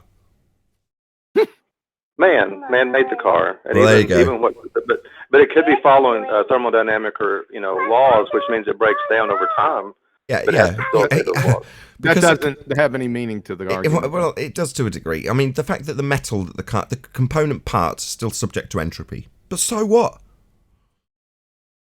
Yeah, it's red herring to the actual argument. All right, we done with that? Is Chris still here? He is. Yeah, I'm here. Yeah, I love this is the classic argument he made yesterday. I was listening to him. It was good, Chris. And I realized why you couldn't stick with it. So Chris brought up a point because all these monkeys over there think they're on the satellite bandwagon, and they were talking about heights, GPS given heights. And Chris went and researched it, right? I knew what he was going to come up with. And he came back and he said, wait a second, guys. This is all based on the WGS84. And so how is the WGS84 model relating to reality? If the Earth is an ellipsoid, somebody better tell NASA about their picks, right? And Dean, dumbass Stingray, son, you're about it, dumb fuck. He immediately started asking Chris about the code that GPS was sending, completely sidetracking the whole issue. I thought it was classic.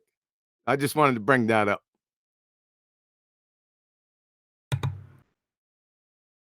Nice going. Red herring, red herring, a good subject. Hold on 1 second, Arwin. Go ahead, Chris. Oh no, it's fine. Yeah, I was just gonna say again, it's just the point is there's just scattergunning left and right. I mean, you can't hold a single conversation with those people. Like, there's first of all, he lets like so many people on, and 95% of them are ballers. So the 1 to 2 to 3 flat earthers he has on there, we just get corralled and over talked and scattergun. It's just really hard to even if you were seriously going over there, which is laughable at this point, to have a serious conversation. You just can't, because people sounds like John romper said, road. yeah, it's rumpusing without rumpus. And like you said, I mean, I brought up that. Yeah, please go ahead. No, I was just gonna say, just what John said, brought up, the WGS84 ellipsoid model, which GPS apparently uses. If you just Google GPS source code, you can come and find all these different pieces of code and websites with different different functions and sub-functions and things that they use or could use, I guess. I mean, they even calculate what's called the Earth flattening, which again is based on the WGS84, and all that means is because it's flatter at the pole, supposedly, right? Presupposed flatter at the poles than at the equator. so the GPS system is using, and the code rather is using all those numbers. They're using pi, they're using, you know, radius, radians, all these things that you would find presupposed on a sphere already. So I'm still doing research into it, but you know, it's like I think Nathan, you said it best when somebody, I used to listen and someone say, "Yeah, Nathan, explain GPS," and you're like, "Oh, global positioning system." You know, it's like it's built into the name, it's built into the code. So yeah, exactly. Well, your whole point, the gist of your position was outstanding. You're saying, okay, all their data is benchmarked against the WGS84, the flattened ellipsoid. How are you getting how can you relate that to reality when we're not living on a flattened ellipsoid? Well, that was the whole point. I was sitting back laughing, right?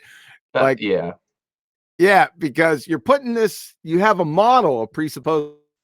How does that relate to reality again? Oh, what part of the source code again? What are the beginning numbers of the code?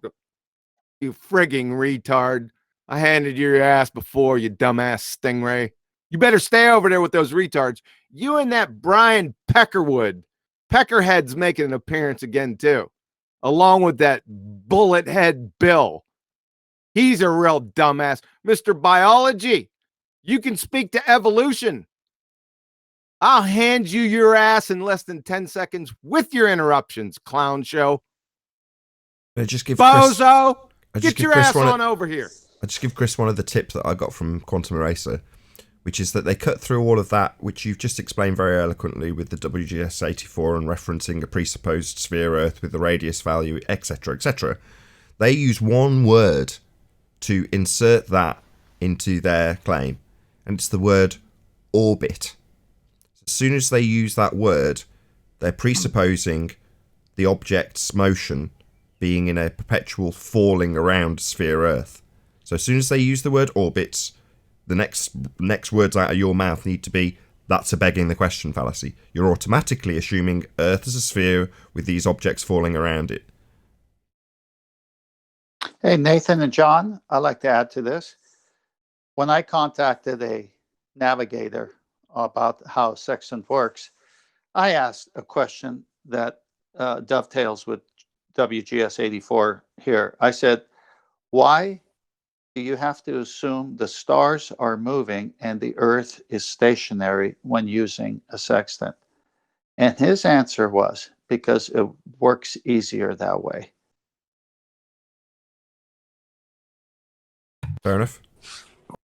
So what I'm going to start doing. Well, let me wrap it up there, Chris. Yeah, go ahead. So basically, they got, from what I'm understanding, a flattened ellipsoid where it can work, but the minute you go to a globe model, it can't. And on the sextant and navigation, it can't work if the Earth is rotating. It only works if the Earth is stationary. Yeah, so along those same lines in this discussion, what I'm going to start doing, and I did start doing it yesterday, is the very first question I'm going to ask ballers, no matter what the topic is, which globe model are you using? Are you using a purely spherical round Earth model, or are you using WGS84 ellipsoid model, right? Because depending on which model they're using, they're going to have to use different maths and equations, and then we need to ask them for which equation they're using. In fact, I'd like to see the equations for their WGS84 curvature and all that stuff, because I think everything they've been quoting is the pure sphere model. So yeah, which models are they using? Yeah, you're right. I got a better question. I have a better one. Show it. Yeah, Yes, I was just going to say, can I see that model, please? Yeah, but what they're referencing is what they call, or Mick West called, the standard model, which is just to say they're assuming a sphere with an R value. In other words, not the WGS84 when you're in standard trench level debate. That's not what they're referencing. They don't even know what they're referencing. That's the freaking damnedest part of it, man. Whatever they say, ask them to show it. So every single model, you need to see it. So show it to the audience. Idiots. Yeah, I still remember that, watching Cathexis do that, and I gave him a load of props. So I got in touch, and I was like, wow, man, that was awesome. And then about a year later, I remember bringing it up, and I'm like, oh, there's this great time where Cathexis was on this channel, and he was absolutely annihilating. I think it was Gem Panda, and all he did was very nonchalant just say, can I see that model, please? And then all hell broke loose. God, Cathexis is so ace. And then Quantum Eraser was like, yeah, I gave him that argument.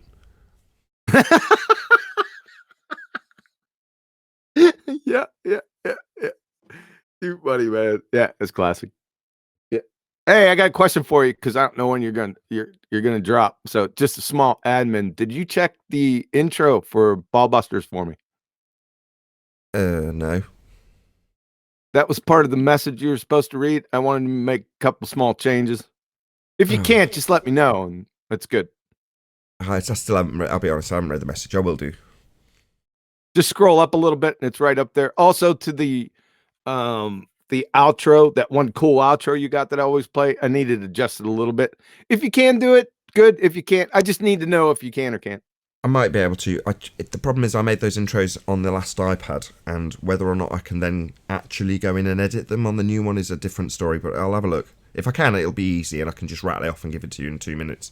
But it might not be easy.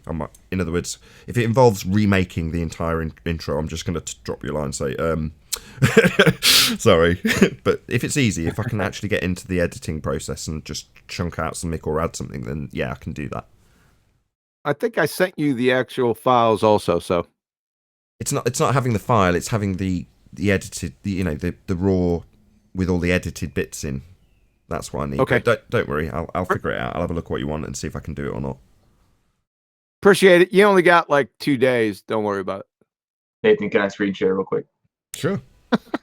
Got like 8 minutes left. All right, let me see.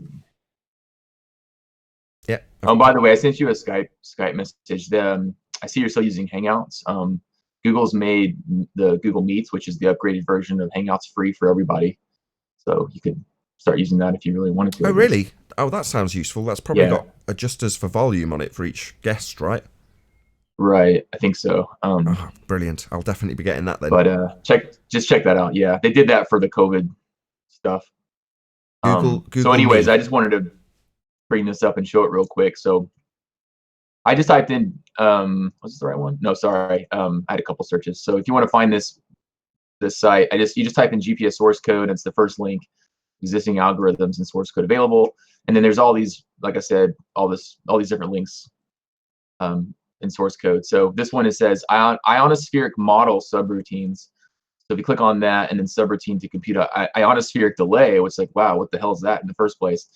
But anyways, if you go in here and you just look in the code, if you've ever written code, people will write in notes, and that's usually the easiest thing to look for, especially if you don't know how to read code in general. So just look right here. I mean, it tells you WGS84 value of pi, so that they're baking in the WGS84 value up front, degrees in semicircles to radians, right? So it's like they're telling the code what to do up front. They're not getting raw data and saying, oh, what is the raw data showing? It's being programmed in. Earth-centered angle. I think that's pretty much everything in here to look at as far as that code goes. There was another one that did talk about the Earth flattening value. So there's their values. I think I find that one. I don't remember. So I've been clicking on a couple of links. Oh, this one's sky plots, and this I just clicked on and see here. So it's got like pi over 2 conversion for radians to degrees. Where is it? Oh, here it is. Earth flattening factor. So again, I didn't know what that was, but basically it's that WGS, again, the WGS84 model, which keeps coming up, right? Even though the ballers never talk about it or use the numbers, as far as I'm aware. That again, that just means the supposedly the poles are more flattened than around the equator.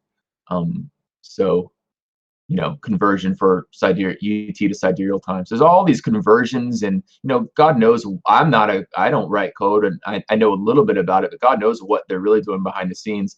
And then this is just for probably the reception, and then who knows what whoever created GPS is doing behind the scenes for conversions and things anyway. So I mean, there's some proof right there. Well, it's because the WGS84 is a flattened ellipsoid, so the flattening factor gets you that. So if you just type into a different Google search the words flattened ellipsoid, can you do that for me, Chris? Oh, yeah, sorry, I just stopped sharing. That's okay. Yeah, if you type in to a Google search flattened ellipsoid and then just go to a picture search, or an image search rather. Right. Mm-hmm. Here, I'll reshare. Thank you. And Chris, if you send Nathan a message and you put it in Ballbusters, or not in Ballbusters, but in Master B, good luck with that. Well, that's why I just told him, just in case. There you go. Just so people can see, this is probably the best one. This blue one. That's what the WGS84 is referencing. That's, you know, when you've applied your flattening factor, you end up with that squashed ellipsoid shape. Right. Now, I do remember talking about this a little bit in the past, and it'll come up every once in a while. And obviously, the ballers will say things like, "Oh, well, it's just not enough to notice, like in pictures." You know, that's what John said. I brought up the pictures from NASA, right? Obviously, it's bullcrap, but it's to them, it's not. So I'd say, no. Oh, well, why do all the NASA pictures show a perfect sphere when we were told it's a flattened ellipsoid? And then say, oh, well, it's only 0.3% of a difference from poles to equator. So there's always these excuses about scale and size and stuff, which they do seem to have on their side. Unfortunately, it's just an easy out to call it. But you want to solve it real quick. That doesn't look Chris? pear-shaped to you? You want to solve it real quick though? Sure. Yeah, ask them where those satellites are. Right. In space, John, of course. Just one more search. In the vacuum? Yeah, in the vacuum, John. Yeah. That's how you solve this situation real quick. So you don't spend 45 minutes with crayon munching retards going down 25 different rabbit trails and red herring fallacies. You just ask them where it is, and then ask them what is the second law of thermodynamics. That'll put an end to it. Well, it won't, but it will for everyone that can fog a mirror. Just one more search term. I think this is the correct term. If I get it wrong, it'll bring up a load of pictures of Hellraiser. Figure of the Earth. I think if you type that in. Hope this gets you there. Figure of the Earth? There you go. On the right. The Wikipedia link here.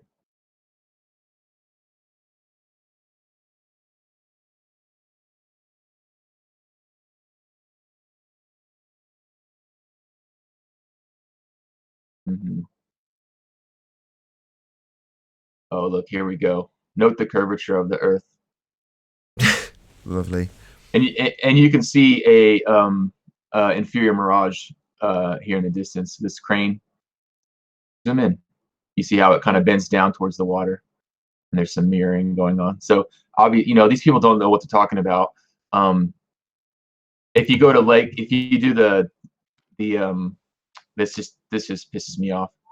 I know it does you guys. If you go to if you go to Lake, God, I don't know how to spell this. Pontchartrain Causeway. I think it's the Causeway. You got Soundly's dumbass in here with this picture. Look, Causeway demonstrates the Earth's curvature, right? And this is right here in Wikipedia for all the global masses to consume, and say, oh yeah, wow, look at that. Look at that. Like, look at that Coke can of curve right there. Unbelievable. If you just followed this trajectory, it would like slope down like a. No, it's Planet Orleans Parish. So, I mean, we know. Look at that pole in the background that's standing straight up past the curvature. That's a little weird. What kind of planet are we supposed to be living on again? Oh, and when they ask hold on. Just for the audience. Hold on. Hello. Just for the audience's benefit, because no one's going to shut up.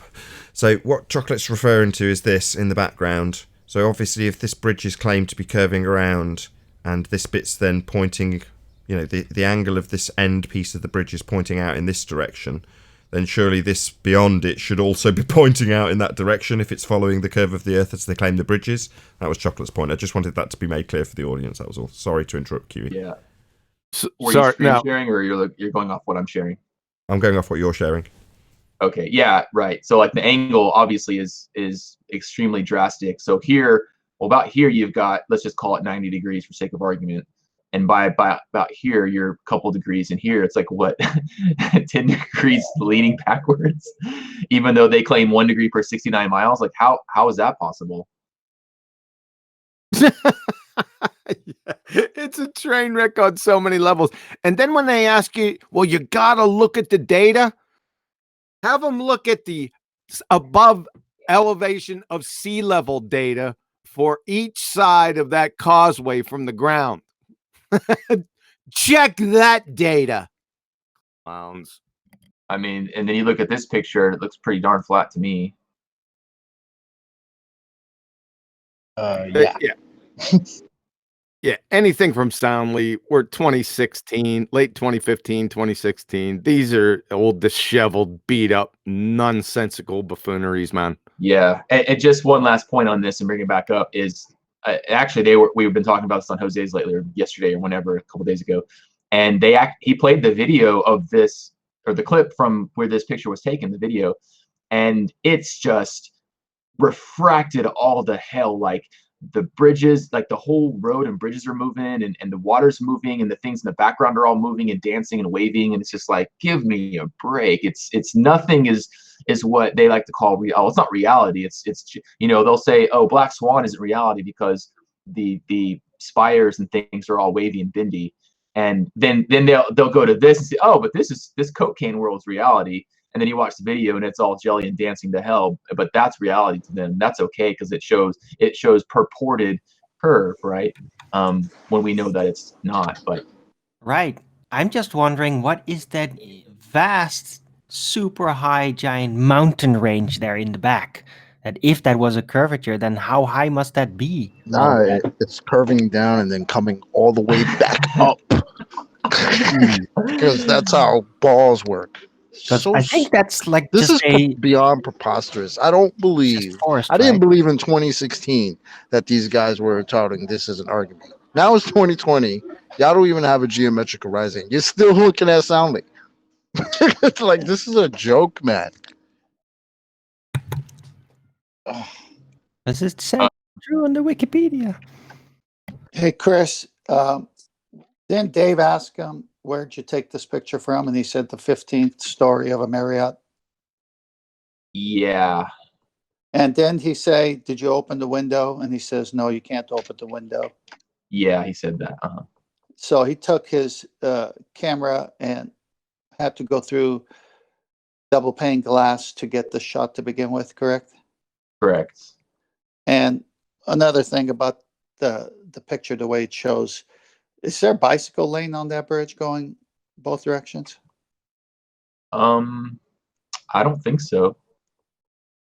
Yeah, it looks very difficult for a car to go over that elevated bridge, let alone someone who was, say, on the bicycle lane as well. So it's really right. distorted.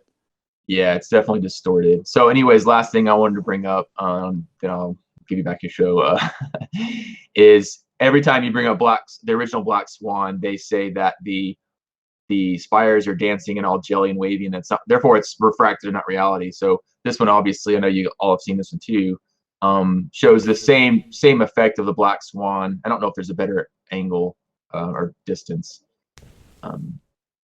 but there's absolutely nothing call it refracted or bent on this. The cranes are all straight lines everywhere. So what's the excuse for this Black Swan? Because this is the same distances, right? Like a plus 10 mile horizon with a couple foot observer height, and this looks all pretty darn straight and clear to me. So what's the excuse going to be? The argument is not the cranes. The argument is the horizon. Well, to be honest, I actually presented this to Quantum Eraser when it first came out. And I was like, why don't we use this image instead? It stops them constantly saying the cranes are refracted. And almost with a coy chuckle, he was like, no, I want them to say refraction.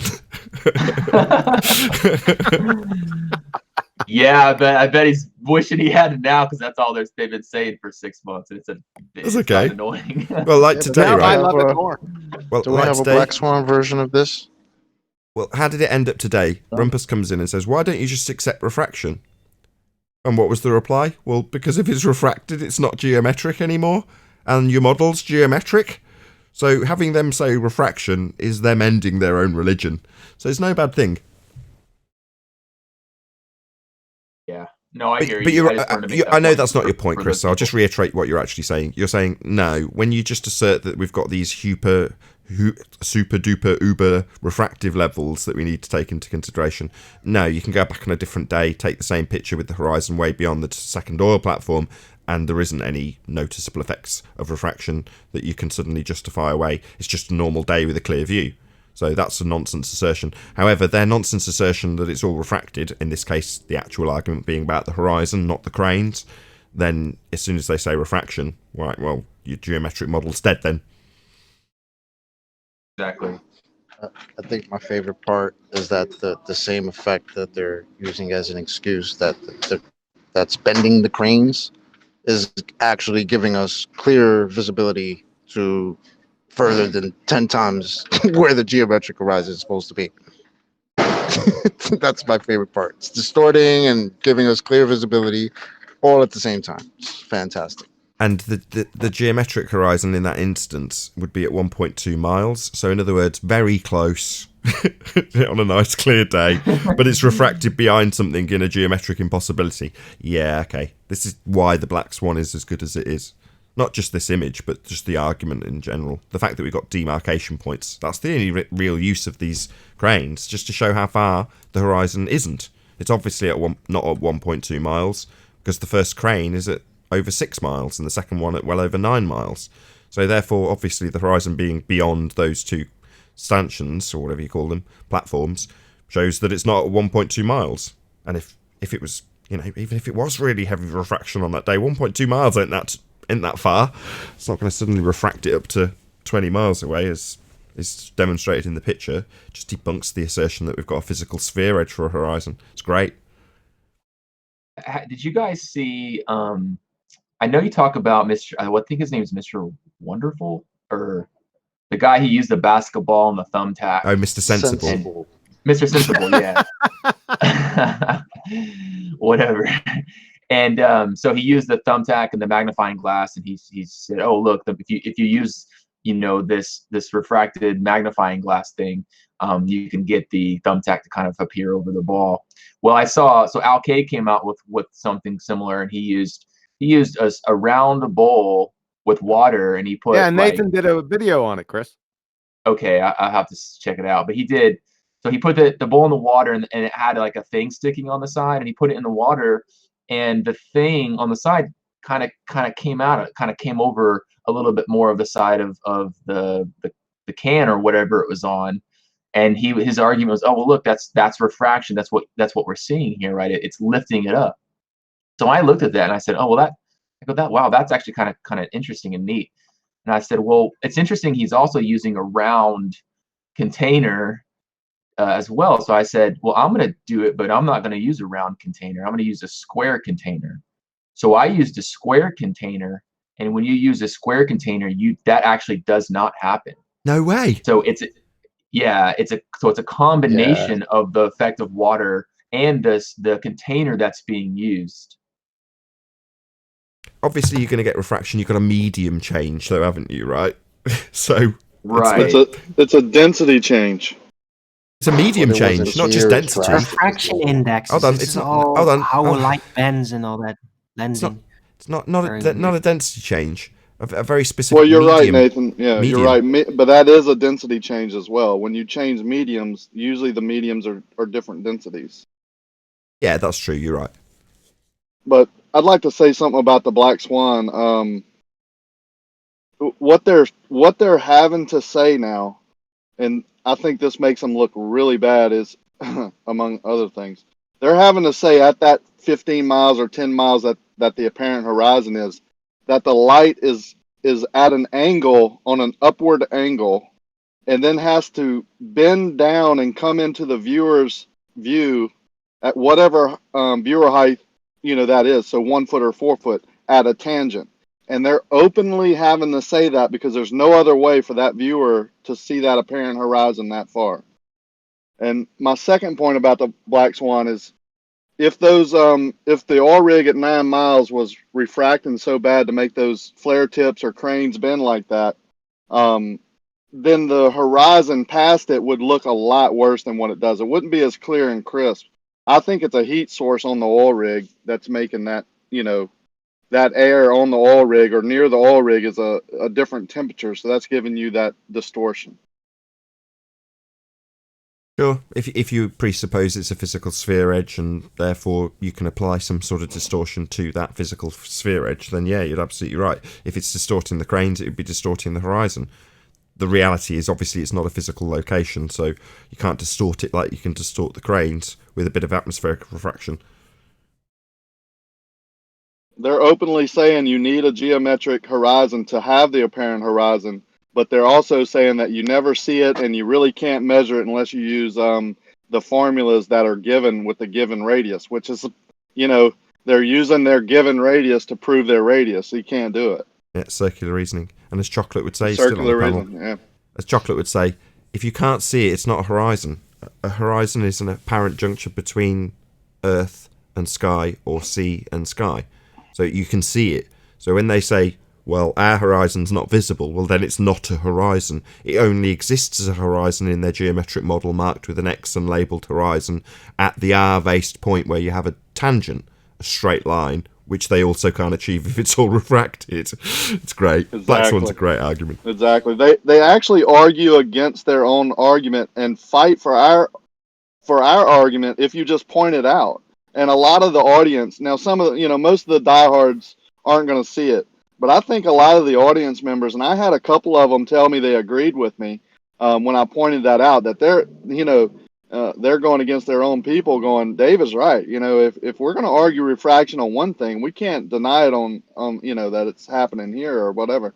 So that's why I go there. I'm not trying to change Stingray's mind. I don't really care. Something's going on with that, but the people in the audience need to hear the opposing view and how they change the words around. And, every time they use apparent and things like that, it needs to be pointed out. Dave Stingray came here and had his ass handed to him by Ranty Flat Earth.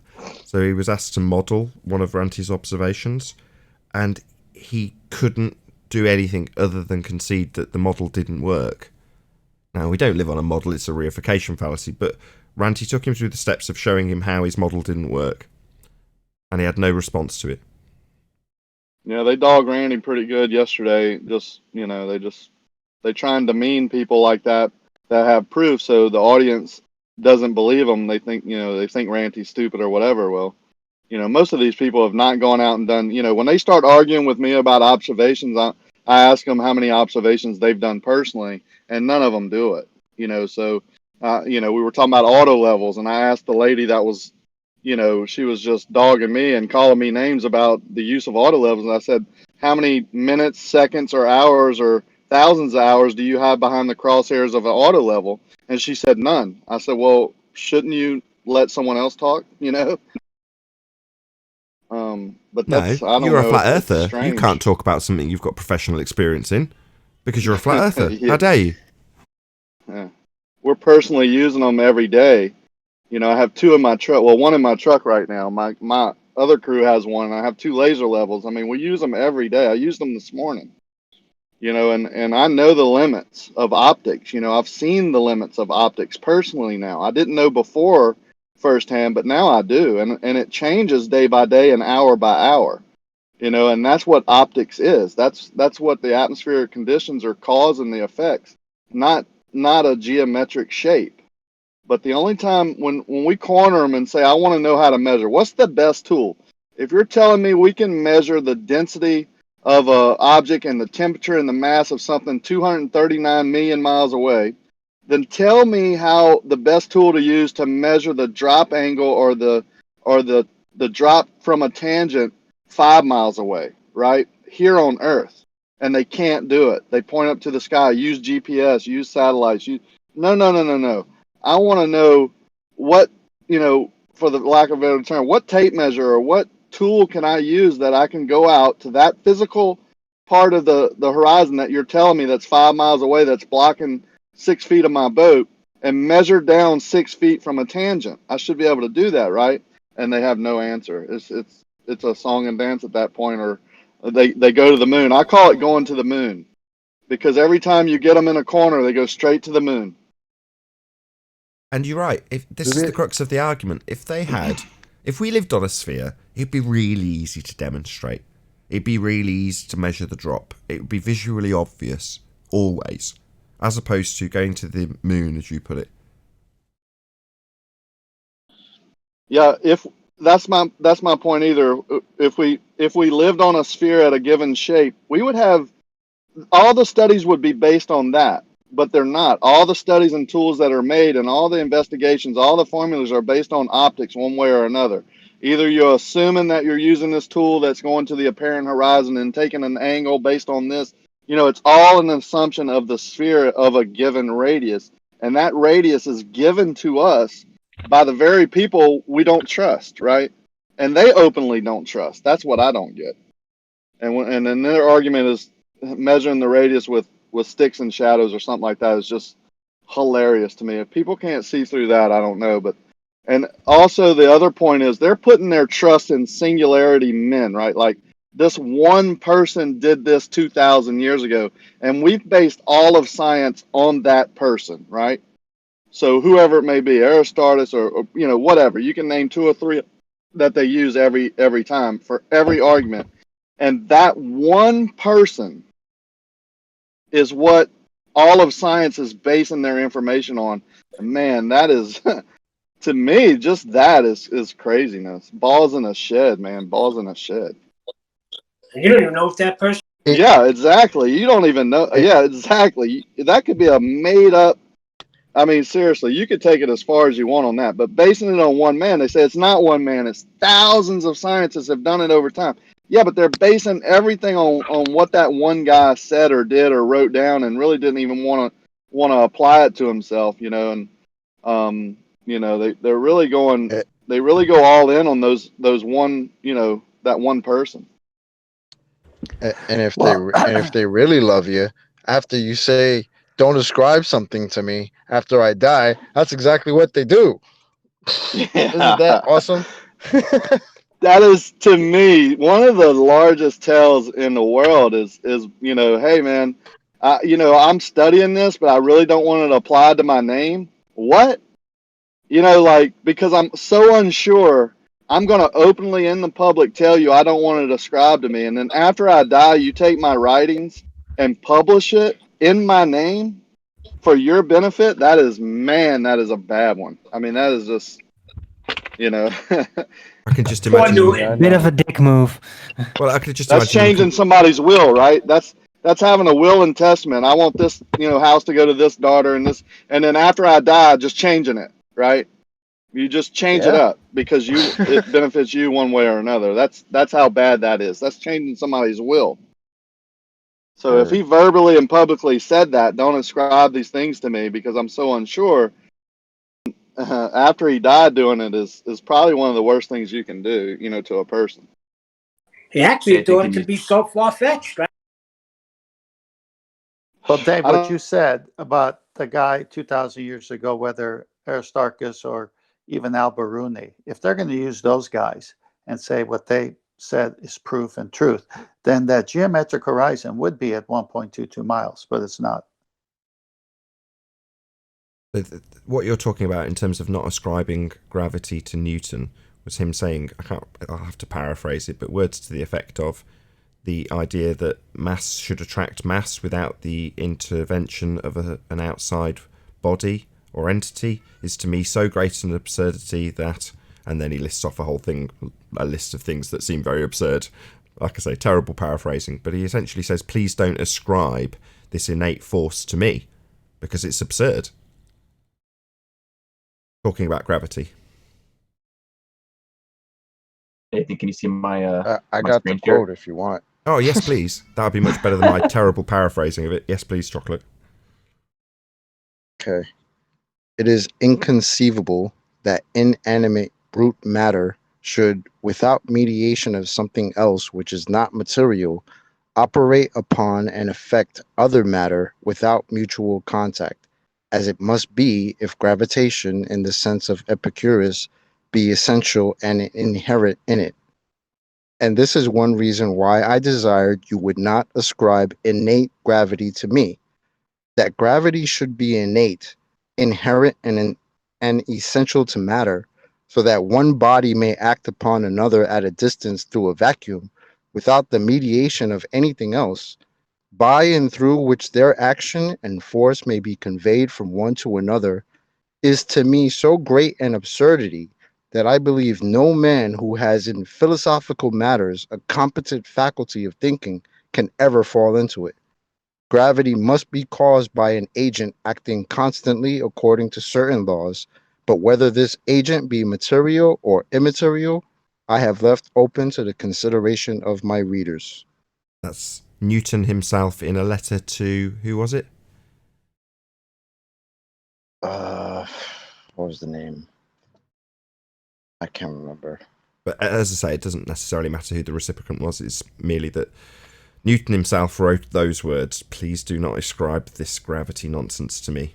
And with that, I'll say a huge, massive, enormous thank you to all of you who did tune in on the Nathan Oakley premiering stream, for hopefully smashing the super chat, liking, commenting, sharing, subscribing, and all that good stuff. Be sure to check out nathanoakley.com and the Flat Earth Debate Forum to keep up to date with the community debate. I've been Nathan Oakley, and I'll see you all in the next video.